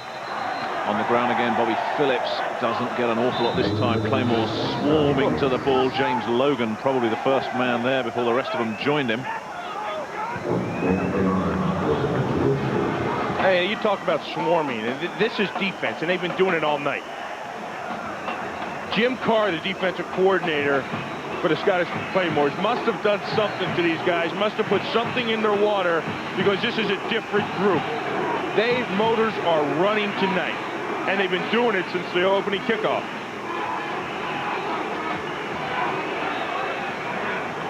Second down and 10. Pallur with play action gets some pressure. Once again scrambles, gets hit after about 5 yards. Eric Umverzak coming up from middle linebacker. And another one of those third downs coming up for Frankfurt. Well, you know, so far, it's been the scrambling of Steve DeBerg that's kept the drives alive for them. Steve Pallur, I'm sorry, I played with both of them. That's Pallur, DeBerg, Pallur. But it's been his scrambling ability that's kept the drives alive, that's put them in position to score. Frankfurt 7 for 12 on third down. Pallur has time, has a man. Bobby Phillips can't hang on, dropped the ball. And how costly could that prove to be? He had a lot of green in front of him, too, if he had hung on to that.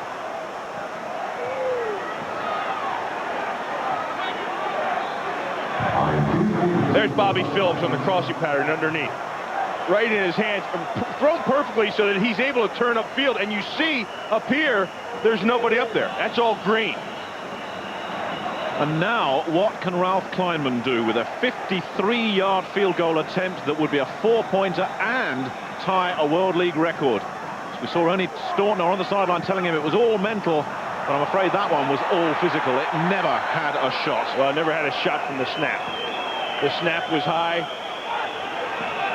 Pallur just got it down in time, and Kleinman saw it and the effects. So we remain deadlocked at 3 apiece, 12:42 remaining.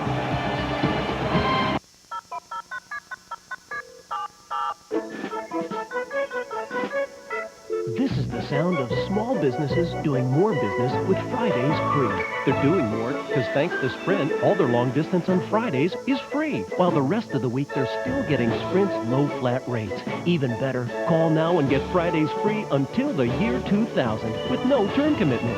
Call 1-800-598-5000 for Fridays free. Only from Sprint Business. Always and forever, each moment with you is just like a dream to me that somehow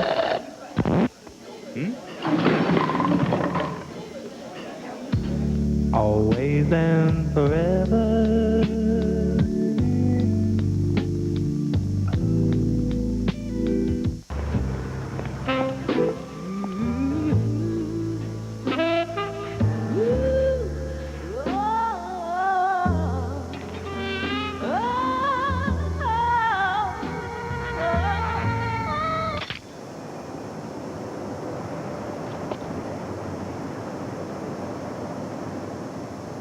Nice pants. Dockers. Khakis. Searching for major movies? Turn on FX Major Movie Sunday. A major Hollywood movie every Sunday. This Sunday at 8, they're back. Anthony Edwards and the rest of the nerd herd hit the beaches. They're tan, rested, and ready for some action in Revenge of the Nerds 2. They're back! They're back! But will the Alpha Betas send the nerds packing? So you want to get funky or what? Turn on Revenge of the Nerds 2 this Sunday at 8 for FX Major Movie Sunday. Still 3 apiece here in Frankfurt, but the Galaxy had another opportunity to break that deadlock. Well, look, it could have been a 4-point field goal, but look at the high snap. Pelor did a great job of getting it down, but Kleiman sees the traffic around him, the high snap, and you saw Ernie talk to him before talk about in his head. And that's what kickers need to work on. You have to go through your techniques and know that that ball's going to be down there. Spence Fisher, who's been intercepted 3 times tonight, but none of them have cost any points. And this a real test of his character and his fortitude.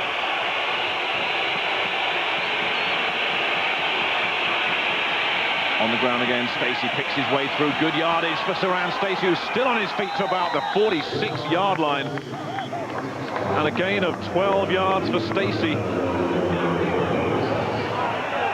Some guys feel the pressure and when they can respond to it. And Saran Stacey's going to take the ball in his hands and do whatever he needs to do. Look at him cut through traffic. 1 tackler, 2 tacklers, keeps his balance and finally goes down. But it's the ability to make people miss that's astounding about Saran Stacey. Well, the Galaxy have Steve Pelor, but the Galaxy, or the Claymores have Saran Stacey, although there was nothing doing there. Sean Banks, who's having an outstanding game, came in and made the stop. And I think there's 1 or 2 NFL teams going to be looking at Sean Banks this summer. Somebody's going to be excited about Banks. Here's 50. That's Banks lined up outside. Now watch him come flowing down the line of scrimmage. Gets behind the tackle and flattens, and then wraps up.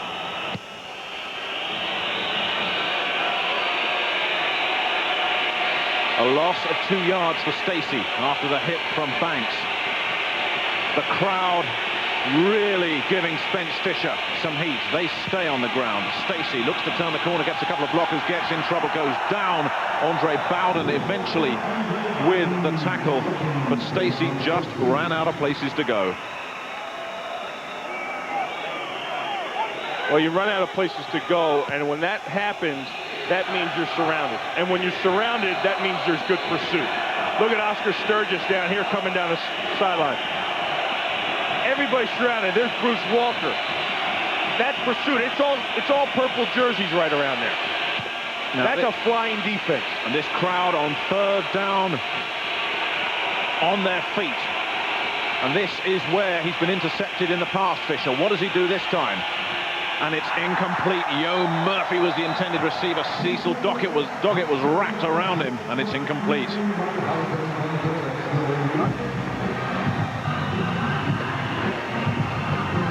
Well, Yo knows that was his fault. I always say that if the ball's able to hit your hands as a receiver, you should be able to catch it. 9 times out of 10, and that was in his hands. Now, whether there's a guy on your back or there's 2 guys coming after you, there's a guy in your face. If the ball hits you in the hands, you should catch it. That's rule of thumb. Will special teams break this game open? Vernon Turner waits. Wayne Lamley gets off a high kick that bounces straight into the end zone. No chance of a return.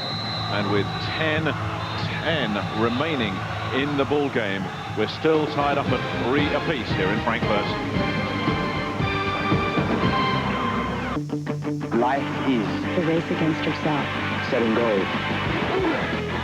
Focus. The face plan. Reaching goals. 2,837 free throws. Putting back what you lose. Being the underdog. Life is beginning. Being me. Me. Life is a sport. Drink it up. It all started with this dime tip. Suddenly, I was the boss. So I gave myself the day off and went shopping. It was so great. Everything I tried on fit like it was cut just for me. Later at the salon, Candace Bergen shows up with my phone bill. This will make your day. Every call was just $0.10 a minute when I'm home, evenings and weekends. On the way out, I pass the dime on. Who wouldn't want a great rate like that? Call now for 200 minutes free. I'll buy 10 of these. You're Deion Sanders. Deion Sanders! It's him! You're the greatest, man! Mind if I get a picture? Thanks, bro. You mind if I write a check? Sure, Deion. I'm just gonna need to see some ID. Say what? Yes, like driver's license, a library card. Checks. What a pain. Sugar license? Employee ID. But now there's a better way. The Visa Check Card. It's an ATM card with a Visa logo that deducts from your checking account automatically everywhere Visa's accepted. I'm gonna have to call and see if you can cover this. The Visa Check Card works just like a check, only better.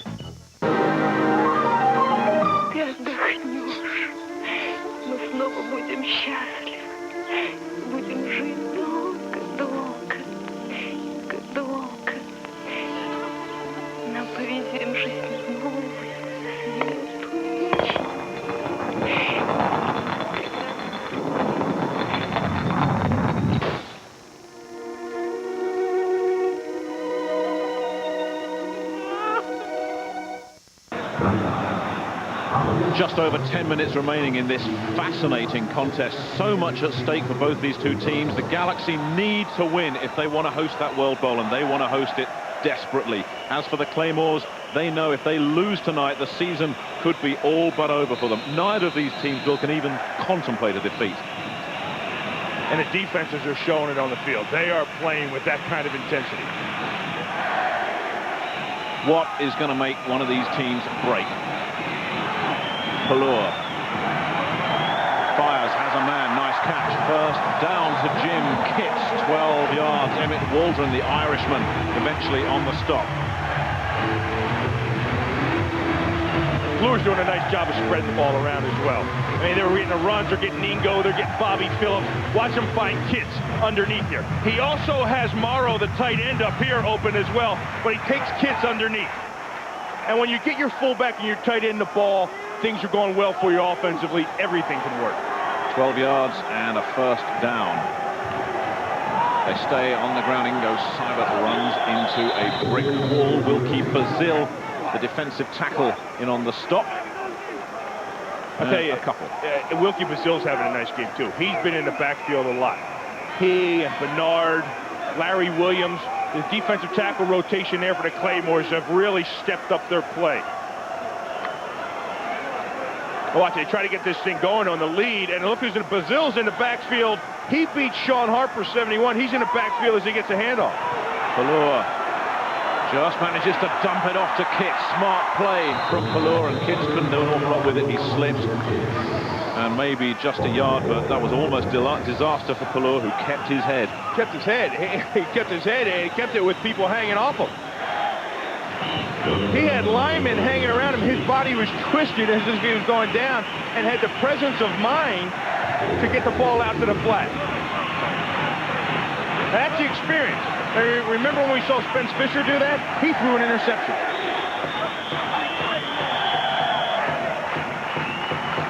Another big third down coming up. And Steve Pallur goes to the sidelines to talk it over with Ernie Stautner and the coaching staff. 8:27 left, 3-3 here in Frankfurt.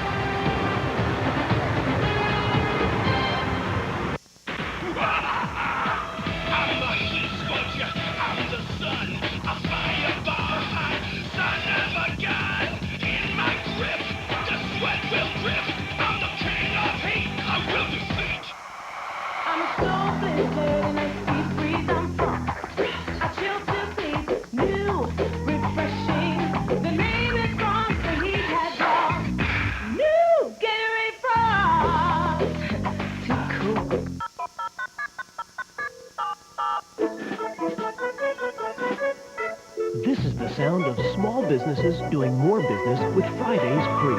They're doing more because thanks to Sprint, all their long distance on Fridays is free. While the rest of the week, they're still getting Sprint's low flat rates. Even better, call now and get Fridays free until the year 2000 with no term commitment. Call 1-800-598-5000 for Fridays free. Only from Sprint Business. There's a big cover-up performed by millions of people every day. People who have ugly nail fungus. It turns nails colors, makes them thick or brittle.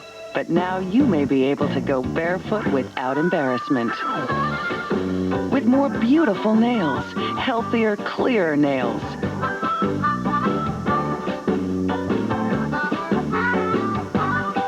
You see, nail fungus lives deep under the nail at the base. That's why it's so hard to get rid of. But by calling this number now, you'll receive a free video and learn how it may be possible to get beautiful, healthy nails back. Because today, your doctor has effective treatments that attack the fungus right where it lives. So call to uncover the truth about nail fungus and get your free video on nail care and treatments. The sooner you call, the sooner you may be able to go barefoot without embarrassment.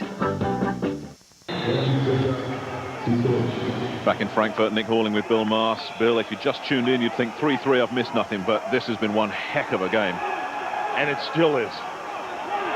3rd and 8 for Steve Pallur and the Frankfurt Galaxy. The pressure comes, and Pallur is hit and manages just to get it off. It's incomplete. Waldron and Simmons applying pressure.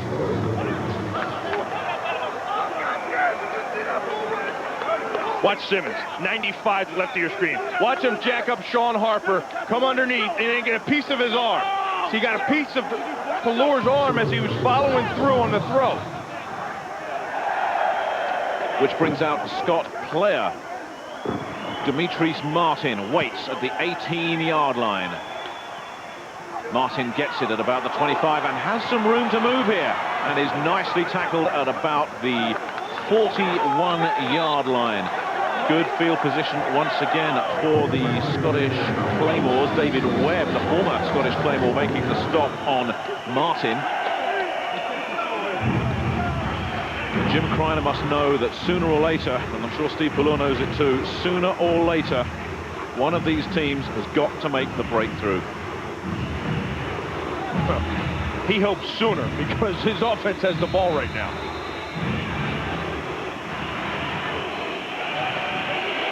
Well, since that opening drive, which seems a long time ago, the Claymores haven't got in to the Galaxy's 40-yard line.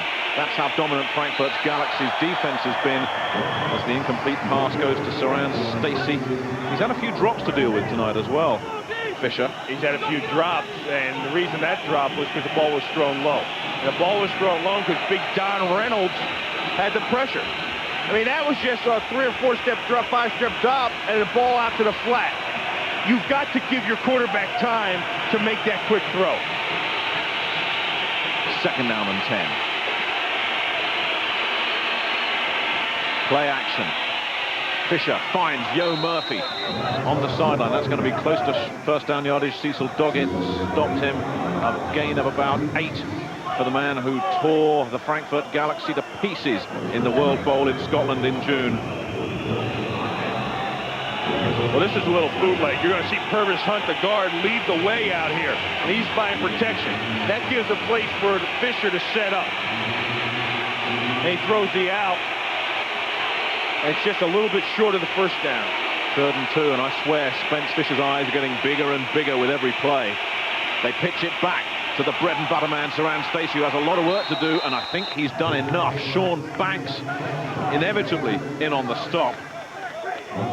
Stacey had to work for every inch of that.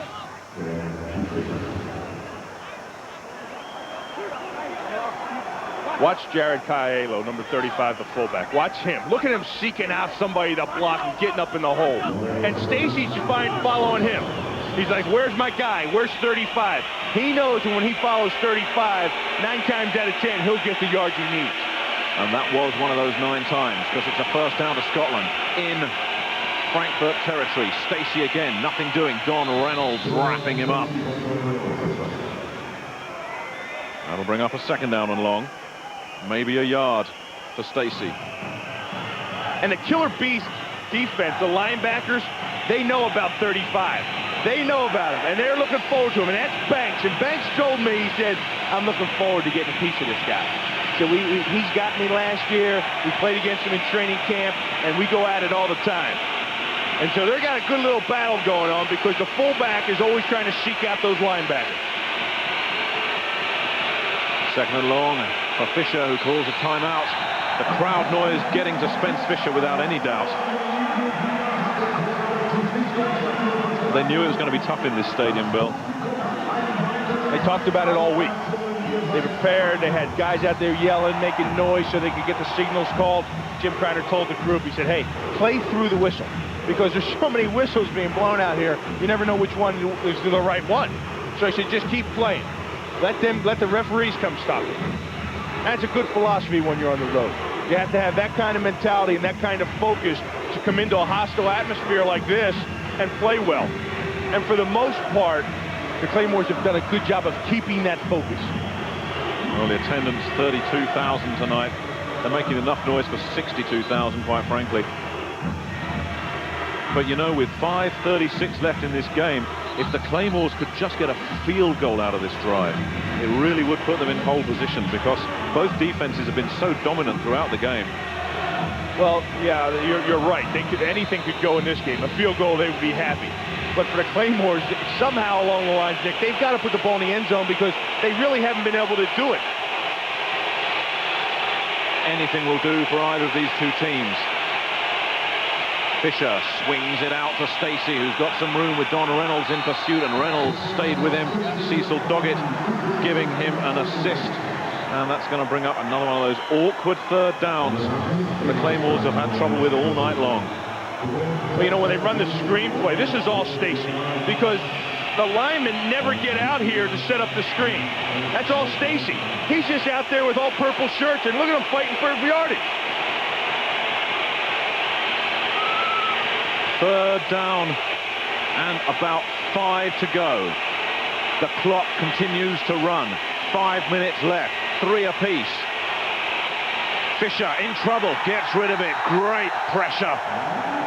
Greg Evans. And there was no chance of that play coming off. Well, that was a safety blitz.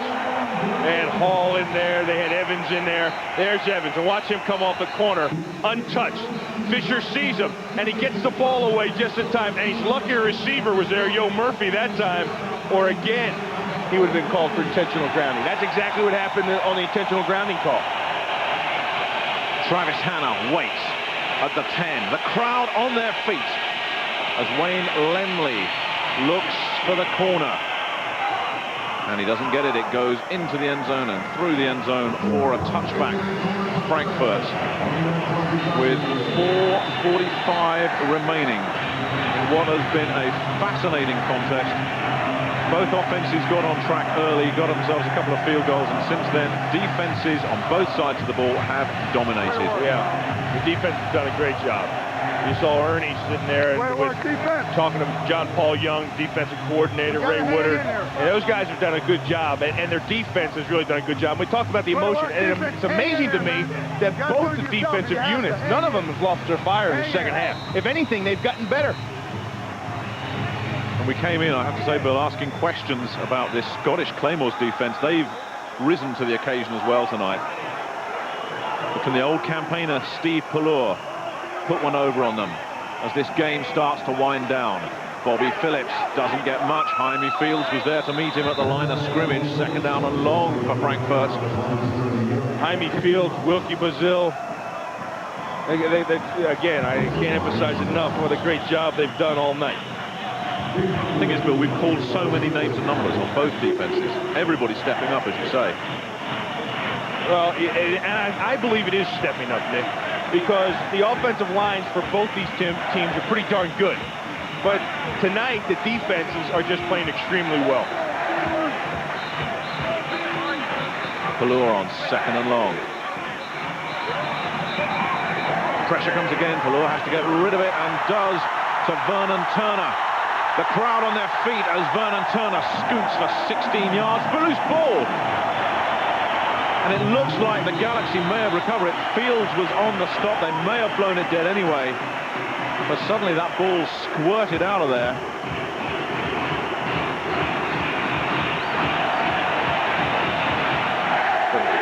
Vernon Turner gets things moving offensively. Watch Steve Pallor set up this screen. He waits till all the defensive linemen are almost on top of him, and he gets this thing off. And that's setting up the screen. Suck everybody upfield, then get it over to Vernon Turner. And Vernon Turner's a guy that can make a lot of things happen. He was a guy that won it for him last week with a halfback pass. That's right. A big play guy. First down. Pressure comes again. Jim Kitts is nailed. Just flattened by Doug Terry coming up from safety, and Kitts would never have seen him coming.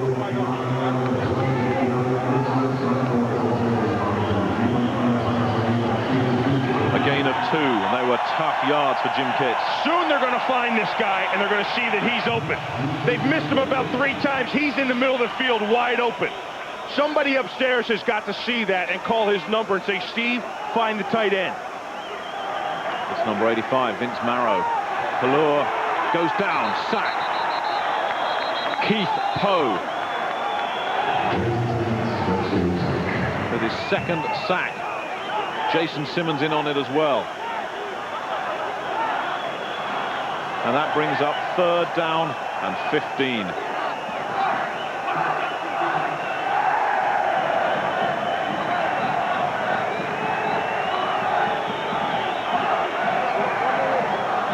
Two defenses that are just giving away nothing tonight. 3rd and long from the shotgun. Pallor gets hit again and just manages to get rid of it as he was hit. Poe again applying pressure. Keith Poe, 98, has a motor. He's going to come to the right of your screen. Watch him come upside. And you see the whiplash to Steve Pallor. 2 minutes left. We're back after this. Power, very high-powered. The power of the Phantom is phenomenal. Presenting the most powerful Phantom vacuum cleaner ever, the Phantom Thunder. It almost looks like your carpet shampoo. The secret to all this powerful cleaning is the Phantom Vacuum's patented dual cyclonic action. 2 cyclones of non-stop power, driven by a 12-amp 2-stage motor, devour any dirt in its way. And there's another secret you'll love about the Phantom Thunder: no bags. Instead of those messy, power-robbing filter bags that can start to clog up the minute they start to fill up, the Thunder gives you continuous full power and a clear collection bin that's easy to empty. It's great. You don't have to change any bags. You don't have to buy bags. The Phantom Thunder is amazingly versatile. Watch, press a button, and go from upright to cleaning wand. It's 2 machines in one. And all that power and handy onboard accessories mean dust and dirt can't hide anywhere. The Thunder is tough on dirt, easy on you. Phantom does everything. A room can be cleaned quickly, top to bottom, furniture, ceilings, walls, with one piece of equipment. And because we know how much you care about the air your family breathes, the Phantom Thunder has a certified HEPA filter on its exhaust. It captures even minute dust and household allergens that other vacuum cleaners could throw back in the air. And I've noticed a great change in my breathing. The Phantom Thunder is big on power, long on versatility, with a certified HEPA filter for cleaner air and no bags. Don't wait a minute longer to find out more about the incredible 12-amp Phantom Thunder. Call now for a free video and brochure on how to get more vacuum cleaning power without ever using filter bags again. There's no obligation and nothing to lose but dust, dirt, extra work, and changing filter bags. Call now, and more power to you.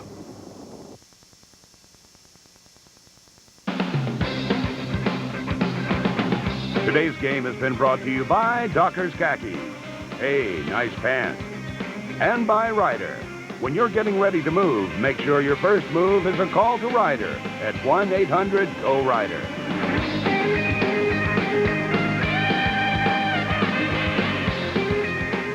Obviously, having some technical difficulties from Frankfurt. We'll try to get you out to those last 2 minutes of an exciting contest as soon as we possibly can. In the meantime, 3-3 tie, 2 minutes to go between Frankfurt and Scotland. Let's take a look at, well, we're not going to take a look at the league leaders. We have our signal back from Frankfurt, so let's go join Nick and Bill back at Waldstadt.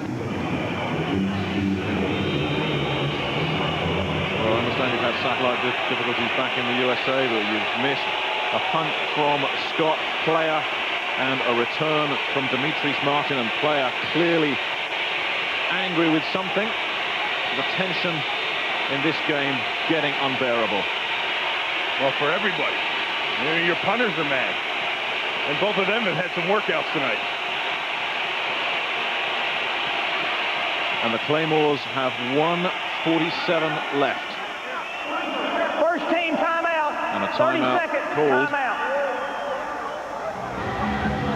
The Claymores working reasonable field position once again at about their own 37-yard line. But the chess game continues. Ernie Stortner, the old fox, on the sideline for the Frankfurt Galaxy. Yeah, they had to call timeout. They didn't have their proper defense on the field. See, they had the linebacker in there, and they realized it was 2 minutes. And Scotland's coming out with a 3 wide receiver set. They had to bring in an extra DB. Well, Scotland have burned their timeouts. That may hurt them. Frankfurt still have a couple left if they can get this ball back. Remember, Frankfurt desperate to win, to keep alive their hopes of hosting the World Bowl. Scotland desperate to win just to keep their World Bowl hopes alive. Fisher looks upstairs, looks for Alan de Grafenried, who can't come up with it. It would have been a miracle catch if he had. Chris Hall coming over just to help take his eye off the ball from safety. 2nd and 10.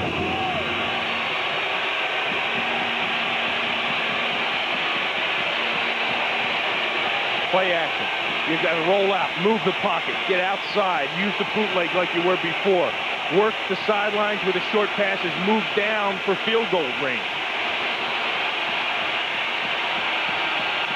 Fisher again has some man. He's got de Grafenried this time, who stays on his feet and gets out of bounds. Baron Miles from the Pittsburgh Steelers pushing him out of bounds, but 13 yards and out of bounds, which stops the clock. Alan de Grafenried lines up at the slot position at the left side of your screen. He's going to come underneath on a crossing pattern. Fisher finds him, and Grafenried, after he makes the grab, stretches out there for the first down. See him look to the sidelines for the marker. Good awareness. First down at midfield, 1:36 left. Fisher takes a deep drop. Here comes the pressure again. He's got Yo Murphy, who gets nothing because Greg Evans won't let him have anything. Every yard is a tough yard in this game. They give Murphy 2. 2nd and 8.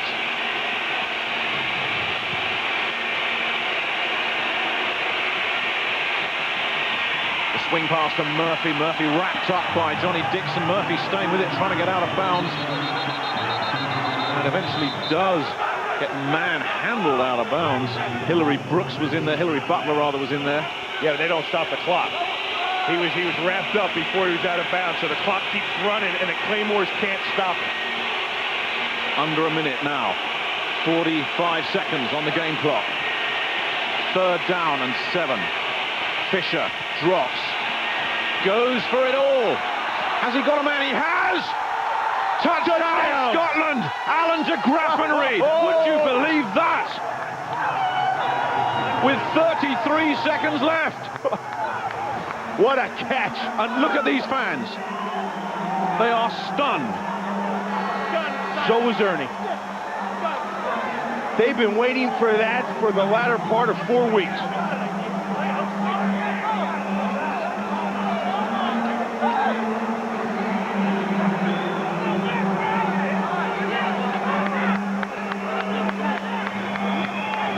What a play from Alan de Grafenried. What a play for the Scottish Claymores. Gary Parker, the Melrose rugby player, will attempt to tack on the extra point. No good. It's no good. There is still a glimmer of hope for the Frankfurt Galaxy. But this may be the game winner from Alan de Grafenried. Unbelievable. It was a great throw by Spence Fisher. You're going to see him set up in the pocket, plant his feet. Look at the protection the line gives him. Actually, the first time tonight. Perfect form, and it's de Grafenried just getting behind Hall, the safety.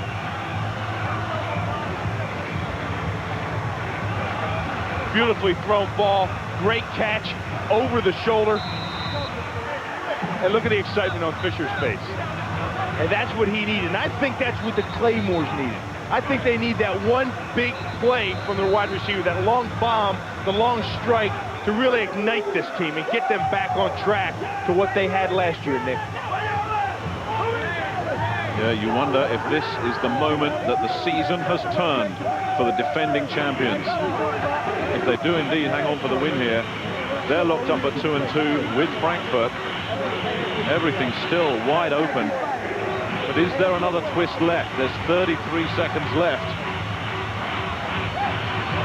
But is this the game winner? Boy, I tell you, when you come down and you're out of timeouts and you got 33 seconds and you go for it all like that and you connect, there's not a better feeling in the world. I mean, that's just going to give a boost to this team, to the Grafenried, to young quarterback Spence Fisher. Vernon Turner is the deep man. He waits at his own 8-yard line. The wedge is formed. Turner gets through it and eventually knocked down by Ron Childs at about the 34-yard line with 26 seconds left. Can Steve Pallur conjure up a miracle? They still have timeouts, but they have to think end zone. They've got time for a couple plays. Steve doesn't have the arm to get him that far from the 33-yard line. What a game, Bill. It's been unbelievable. Back and forth, then in the last few seconds, you see him explode like that. What can Steve Pallur do? Great blocking. He's got a man at midfield. Timeout. And a timeout will be called. Vernon Turner getting into it with Doug Terry, and that's not what anybody wants. And Turner should walk away from that, and eventually does. And there's a flag down back of the line of scrimmage, and it looks like it's going to be a holding. That's the area usually flags thrown. Personal fouls, clips, everything. And it's all against Frankfurt. There's Chris Hall. You see the emotion right there. Yeah. Remember, we saw Chris Hall this time last year when they lost to Scotland here. That deprived them of a chance of hosting the World Bowl.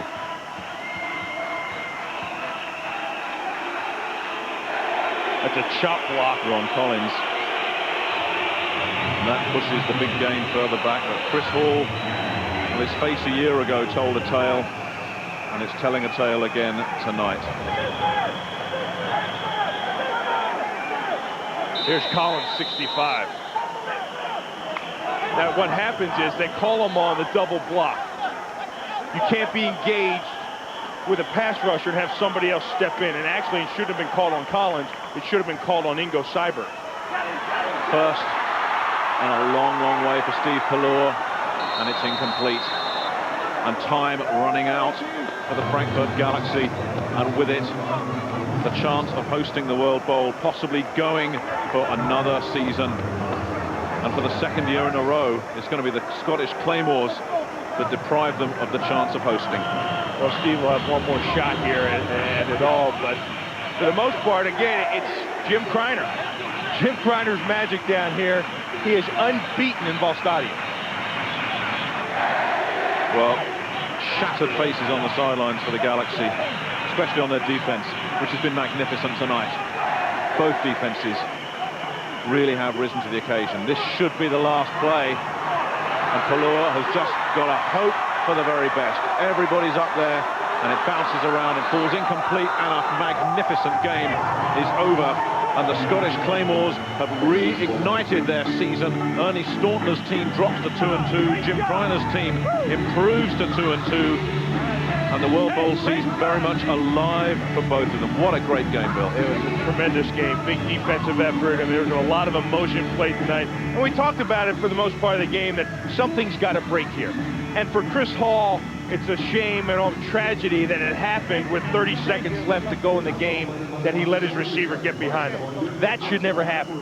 But if you look at it under the defensive aspect, you have to say to yourself that that was a great effort. We held that team to 9 points. Well, the faces of the Galaxy telling their own tale. The fans disappointed. Steve Pallur gave his all as well. But one big play from his opposite number, Spence Fisher, turn the game and possibly the season in favor of the Scottish Claymores.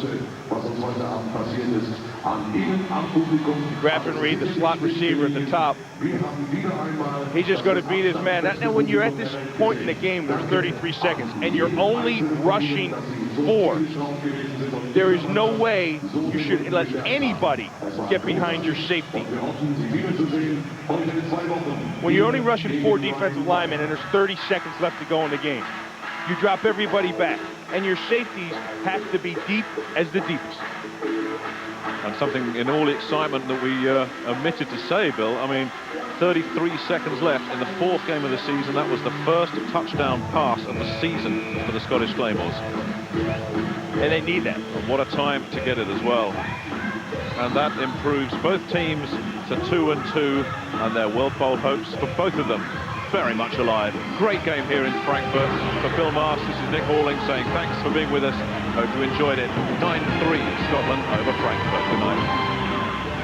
All right, gentlemen, great game and a great job as usual. Alan DeGraffenreid with the 46-yard touchdown catch with 46 seconds remaining. Scotland does it again in Frankfurt, 9-3. We'll come back here with a short post-game report and go back out to wrap things up in Frankfurt in just a few moments. Stay with us.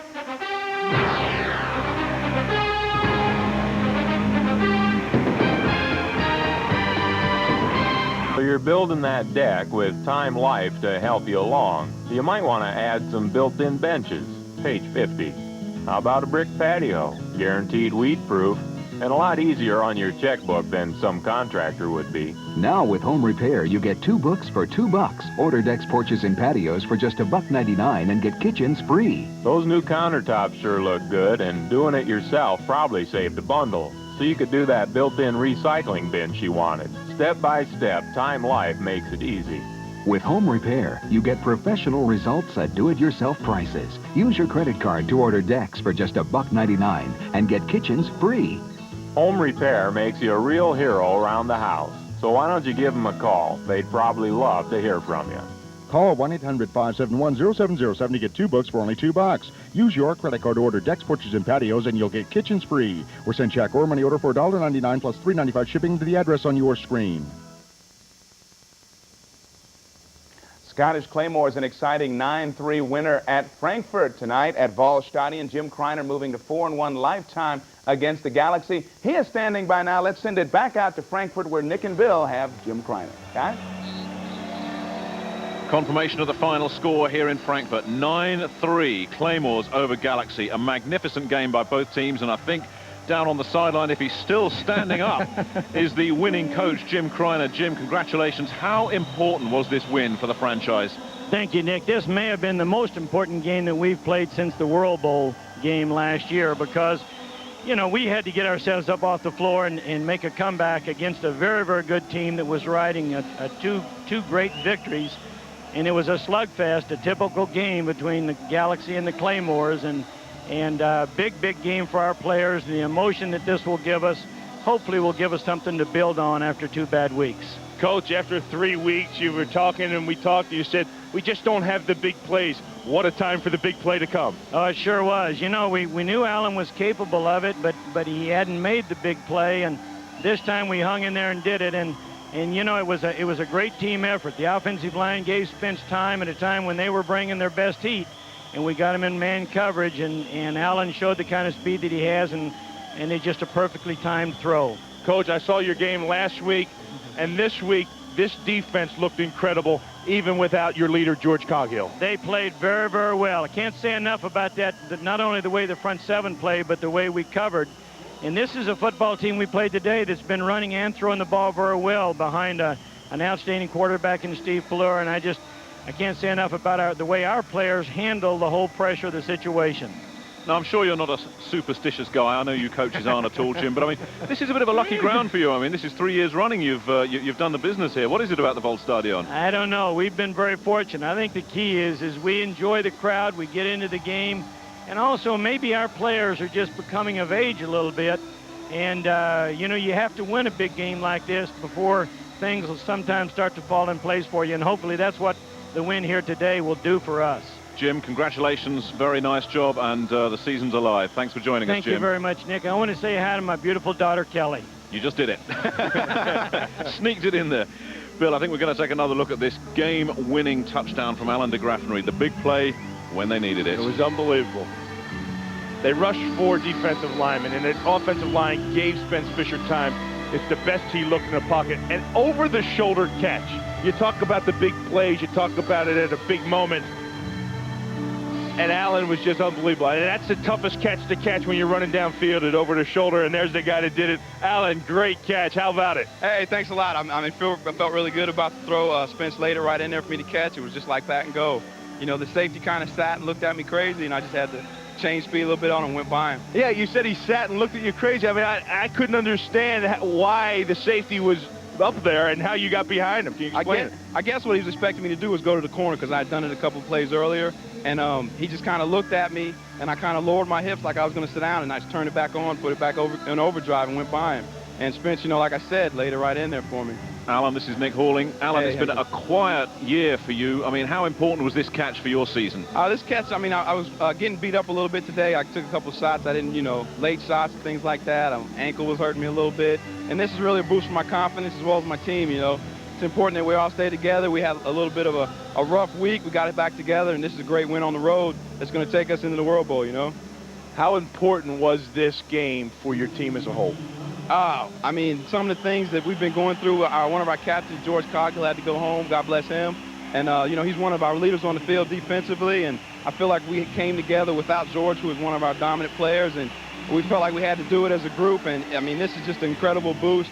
Without not having George and having some other players that have left, this is really a boost for the team. And, I mean, it's a great feeling. It's on the road. It's in Frankfurt. We never lost here, and it's just a great boost for the team. Alan, congratulations. I'm sure you're going to enjoy the evening. Thanks for joining us. Hey, thanks a lot. Well, there's the man who was on the receiving end of it. And I think we're going to be joined in just a few moments by the man who threw that touchdown pass, Spence Fisher from the Miami Dolphins, who really had to do a tough job. He had a tough day. I mean, from the onset of the game, he spent most of the day on the ground. Yeah. He'd get the ball off, and he'd take a whack, and there he is But there. he's And still standing. Yeah. And he's still standing. He's got to be happy. He had some time in the pocket on that last throw and laid a beautiful throw in there. Spence, this is Nick Halling upstairs. Congratulations. How big was this win for the team? You really can't put it into words. We needed this game desperately, and you know, we need to tip our hats to our defense, because without them, we would have never been in the ball game. And we stuck around for 4 quarters, and good things happened. And Allen made a great grab there at the end. Your team finally seems to come together now just at the right moment with 30 seconds left. Yeah, I mean, we struggled. I thought the first half we were moving the ball pretty well. It's been kind of the story of the season thus far, is that we moved the ball, and then we self-destruct. And the second half, I didn't play worth, you know, anything, and just stuck around. And the team had faith in me, the coaches had faith in me, and we came out of here with a very important win. Spence, how about dealing with the crowd noise tonight? It was tough. It was real tough. I mean, this is you know, a very loud stadium. I don't know how many fans they had, but, you know, it sounded like there was 95,000 here, and we couldn't audible. We couldn't even hear down the line. So hats off to the crowd. They really, you know, gave Frankfurt a tough atmosphere to play in. Spence, how much of this win was for George Coghill, who's obviously not with the team back home now in America? I think this win goes to George, no doubt about it. George is an inspiration to this team. He is the heart and soul of the Scottish Claymores, a 3-year veteran, and we miss him. We miss him very much, and we just hope that his mother's doing okay back home, and that the family's doing all right during this very trying time. Spence, can you take us through your feelings and describe the last play of the game for you? Well, it was 3rd down, and we had a route on which sent everybody vertical, and we thought that one of our guys could get by them, since they were crowding us, you know, at the cornerback position. And Allen's got probably the best speed on our team, and we had him one-on-one with a safety, and Allen did a great job of avoiding them and getting in the end zone. Did you know when you let the ball go out of your hands it was going to be a keeper? I had a good feeling about it. The safety didn't move. He just stood there flat-footed, and Allen ran right by him. So it was just a great play, and I think we got this thing turned around the right direction. Great job. Thanks a lot. Appreciate it. Thanks very much indeed, Spence. Well, we're going to try and catch our breath here. It's been quite an evening for Bill and I. So let's let someone else take the strain. Eric Clements, back in New York. Over to you. Oh, I'll get you for that, Nick Holling. Great job for you two guys, as usual. Great game. And the game you've just been watching, if you're just tuning in, waiting for Game 2 of our doubleheader, Ryan and Amsterdam, coming up in a few minutes. But let's take a look at what happened in Game 1 of our doubleheader. Excitement out at Waldstadion, Frankfurt, trying to secure that first half World Bowl berth. All they needed to do was win today and win next week. Spence Fisher to Yo Murphy, 17 yards. That sets up a field goal on the next play for Scotland. Wayne Lamley, plenty of leg, 41 yards out. Scotland has a 3-0 advantage. Out of the second quarter, Steve Pallure finding Travis Hanna for 6 yards. He goes out of bounds, sets up a field goal effort. Ralph Kleinman, 34 yards with 5:06 to go in the half. Tied it at 3 at the break. Ernie Stautner talking to his quarterback and his offensive players before the start of the second half. And then Spence Fisher intercepted for the second time. Jack Kellogg takes this one on the near side, but Frankfurt blows the opportunity, missing a 44-yard field goal, so it remains tied at 3. In the fourth, Fisher to Scott Cooper, 14 yards on that play. 5 plays later, though, he is picked off on the ill-advised pass up the middle. Johnny Dixon of Frankfurt, his 3rd interception of the game. Frankfurt could not convert, however. Fourth quarter, Fisher to Yo Murphy for a short gain. On the next play, here's what would happen. Ernie Stautner looking on. He knows his defense is going to be way back against the long pass. Right, wrong. Alan de Graffenried somehow gets behind the defense, 47 yards with 33 seconds left in the game, and the Scottish Claymores have a 9-3 lead. The extra point was missed, and the Claymores have 4 straight victories against the Galaxy. Now let's take a look at the World League standings, and you see right in the middle, Scotland and Frankfurt, both at 2-2 records, and Frankfurt, of course, very disappointed after the big loss at home. Ernie Stautner standing by with more comments on the loss.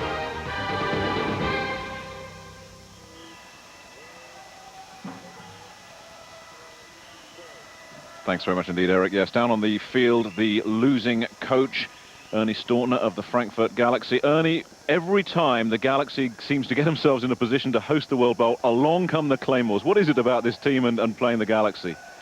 Well, they just played better the last play. As simple as that? As simple as that. How frustrating an evening is this for you? It's very frustrating. I really felt we could win this game, and I know we could have, but I've been talking to our players all week. In fact, the last 3 weeks, our passing game has not been doing well, and it hasn't done well today again. I'm still going to try to rectify it, and our defense played well enough to win, but their defense, of course, played better against our offense. Coach, you talked about your defense playing well enough to win. 59 seconds, 59 minutes and 30 seconds worth. It just goes to show that you got to play it all, don't you? There's no doubt about that. How about your passing game? When you talked about it, you said to us, you just hoped that you could find something that comes out of this game. As long as we play well, win or lose, I hope we can take something from this. Did you find anything? We did play well. We played very well on defense. There's no doubt about that. We didn't do the job on offense, and we need to improve that area of the game and still keep the defense constant the way it is. Ernie, obviously, I know you've been around the game many years. What do you say to the team in a situation like this? Do you praise them for their efforts? Do you criticize them for letting it go? How do you handle it? I told them it's in their hands, that they played very well for part of the game. I told them the defense played well enough to win, and we needed a better play out of the offense. And it's up to them now. They've got to make up their mind that they're going to add to it. And I know this group of people now, and I feel that the veterans from the times I had them before are going to pull this group up again. Well, we've seen enough of you down the years, Ernie. We know you'll be back. Thanks very much for joining us this evening. Thank you. And hopefully we can catch up with Steve Pallure, but I think Ernie's face really told his own tale there. Yeah, you know, Ernie is very stoic always, but you always can get a conversation out of him, and you can see the emotion on him and the wear. I mean, that kind of ball game, Nick, as we talked about, everybody was feeling it all 4 quarters, and then that's a heartbreaker. It's a heartbreaker. Well, it drains everybody. I'm sure as drained as the rest of them is the quarterback, Steve Pallure. Steve, how frustrating, how disappointing was this evening for you guys? Oh, I don't think it could be much more disappointing for us. I think after last week, we took a step forward with our offense, and then tonight we moved the ball, but we just did not get the ball in the zone. And so it was really frustrating for me. You know, that interception early really took some wind out of us, and so I'm really disappointed. It was really a tough loss for us. Steve, you found yourself on the run a lot tonight. Was there some lot of problems in protection? There wasn't really that many problems until late. I felt like the protection was pretty good overall in the first half, but the coverage was pretty good downfield. So, you know, it's going to be interesting to see what the film show. Ingo Cyber had a big night for you. Yeah, Ingo, you know, plays harder than anybody I've ever seen. I mean, he is a great player and gets everything out of all of his talent. Were you surprised at how the Claymores defense came after you all game long? Because that's been a pretty flat group through the first 3 games of the season. They look very fired up tonight. Yeah, they, you know, they do come after you, and we thought that we could hurt them deep and take advantage of them bringing the pressure. We just didn't make the plays, and that's what really hurt us. Steve, in the passing game, you had some guys open downfield. Particularly, I saw your tight end a few times. And I saw you guys huddle over on the sidelines. If given the opportunity, was that your feed? Was that you're going to go to? Yeah, you know, I think there was a couple times where I missed a tight end in the middle, and you know, we tried to come back to it, but then they switched coverages on us. So, you know, we'll just have to try to get better and you know, try to pick those things up in the game. Steve, disappointing night for you. Thanks very much indeed for coming and talking to us. You're welcome. Thank you. Disappointment for Steve Pallor, but I'm sure one man who's more than happy is a guy who performed his part for the Scottish Claymores. I think he's down there in that little huddle you see there. Saran Stacey, the running back for the Scottish Claymores. Saran, good to see you back again. That was a tough old night for you guys tonight. Hey, it was a very tough football game, but hey, we'll take it any way it comes right now. You know, we're 2-2, we're 500, and it's great just to get a win in our belt. Saran, you missed the first 2 games of the season. You came back, and then you look like you're in mid-season form. Nah, I disagree with that. I tell you, I was getting fatigued out there, and you know, takes my hats off to Frankfurt defense. Those guys were playing tough. They gave some good shots on me, and you see this ice bag right here? It's going on my shoulder right about now. As soon as I get finished with this. Well, I saw you. You probably are fatigued because you had to run about 5 or 6 yards to gain 6 inches on almost every carry you had. Yeah. They were swarming. Yeah, I take my hats off to them. They play tough, and you know, we're fortunate to get this win. And hey, next week, hey Nick, London. The old Scottish and England, hey, it's going to be on. We're looking forward to that game, you know, so get ready for it. Saran, can the Claymores go back to the World Bowl? Well, you know, we really can't focus upon the World Bowl right now. Right now we're 500, and we got a big rivalry next week against London, and we got to take one game at a time. You know, the long-term deal, of course, we would love to be back there, but right now we're just not offensively, we're just not gelling yet, and so. To win the World Bowl, offensively, defensively, and special teams got to be clicking. And right now, we're just not doing it. Saran, thanks for joining us. I'm sure you guys will start clicking sooner rather than later. That'll be great. Thanks a lot. Thanks a lot, Saran. Confirmation once again of the score here in Frankfurt. The Galaxy have been defeated by the Scottish Claymores 9-3. 1 touchdown play, 33 seconds from time. The difference between the 2 teams. Great game, Bill. Unbelievable. What excitement. What a way to finish. Really tightens this whole race up league-wide also. Could be a good chance by the end of this weekend, everybody will be at 2-2. And I wonder if that's the play that's ignited the Scottish Claymores season. For Bill Mast, this is Nick Halling saying thanks for being with us. Bye-bye from Frankfurt. All right, Nick, you thought your guys' work was done, but it really is right now. We'll be back to wrap things up. A short post-game report before our next football game here on FX in just a moment. Stay with us.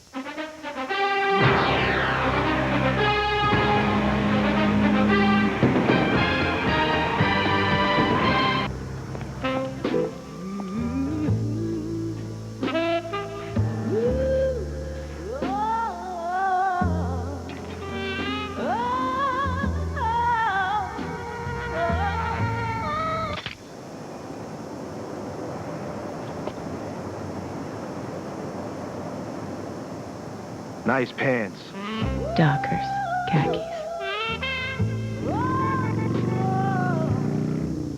From Sony's PlayStation come the greatest hits, all your old favorites. Like the soft sounds of swarming missiles. And the gentle crack of Sophia's whip. Feel the hilarious antics of Sweet Tooth, that lovable clown. All for just $24.99 each, but wait. There's more. That's right. The PlayStation is a mere $149. And you can also get leading titles like Crash Bandicoot and Jet Moto for just $49.99 and less. You are not ready. Eric Clemens back here in New York at our FX studios. Boy, Game 1 was certainly good enough, but Game 2 is coming right up right now. The Rhine Fire at 2-1. Chance to go into sole possession of first place in the World League at the 1-2 Amsterdam Admirals. And joining me for the Dockers halftime report, former Admirals kicker, current New England Patriots kicker, Adam Vinatieri. Almost had a whirlwind year last year. He was one game away from getting a World Bowl berth, and you know he kicked in the Super Bowl for the New England Patriots. He joins me at the half. So stick around. Coming up in just a few ticks of the clock, the Rhine Fire at the Amsterdam Admirals from the arena. Stay with us.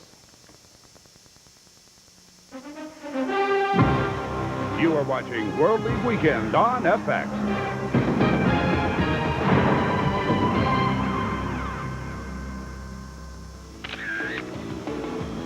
World League Weekend continues as T.J. Rubley and the Rhine Fire blaze into Amsterdam. Rubley has ignited the league's top-rated offense and gotten the Fire off to the best start in franchise history. Now they seek to put the heat on the Admirals, who have never lost to the Fire. To keep it so, the Admirals will look to ride the wave of their surging offense.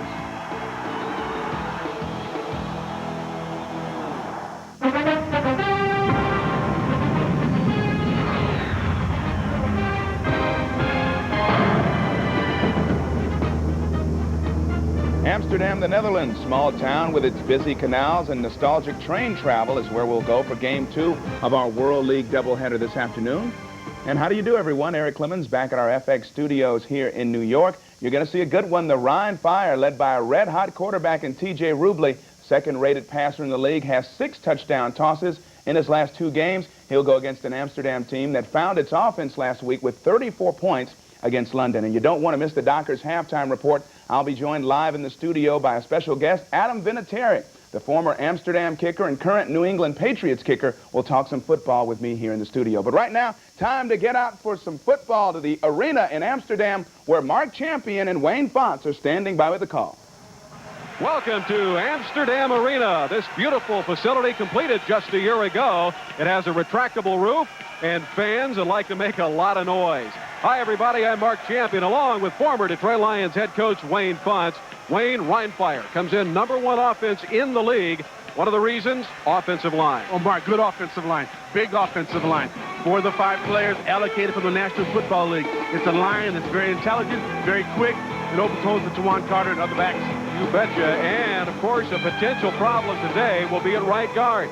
Keith Wagner, knee injury, he is gone. However, John Jones, his backup, also allocated from the Denver Broncos. And now the Amsterdam Admirals, 34-6 over London. They did it with big plays on offense, defense, in particular special teams with Ron Carpenter. Oh, Ron Carpenter, 2 years ago, led the AFC in kickoff returns.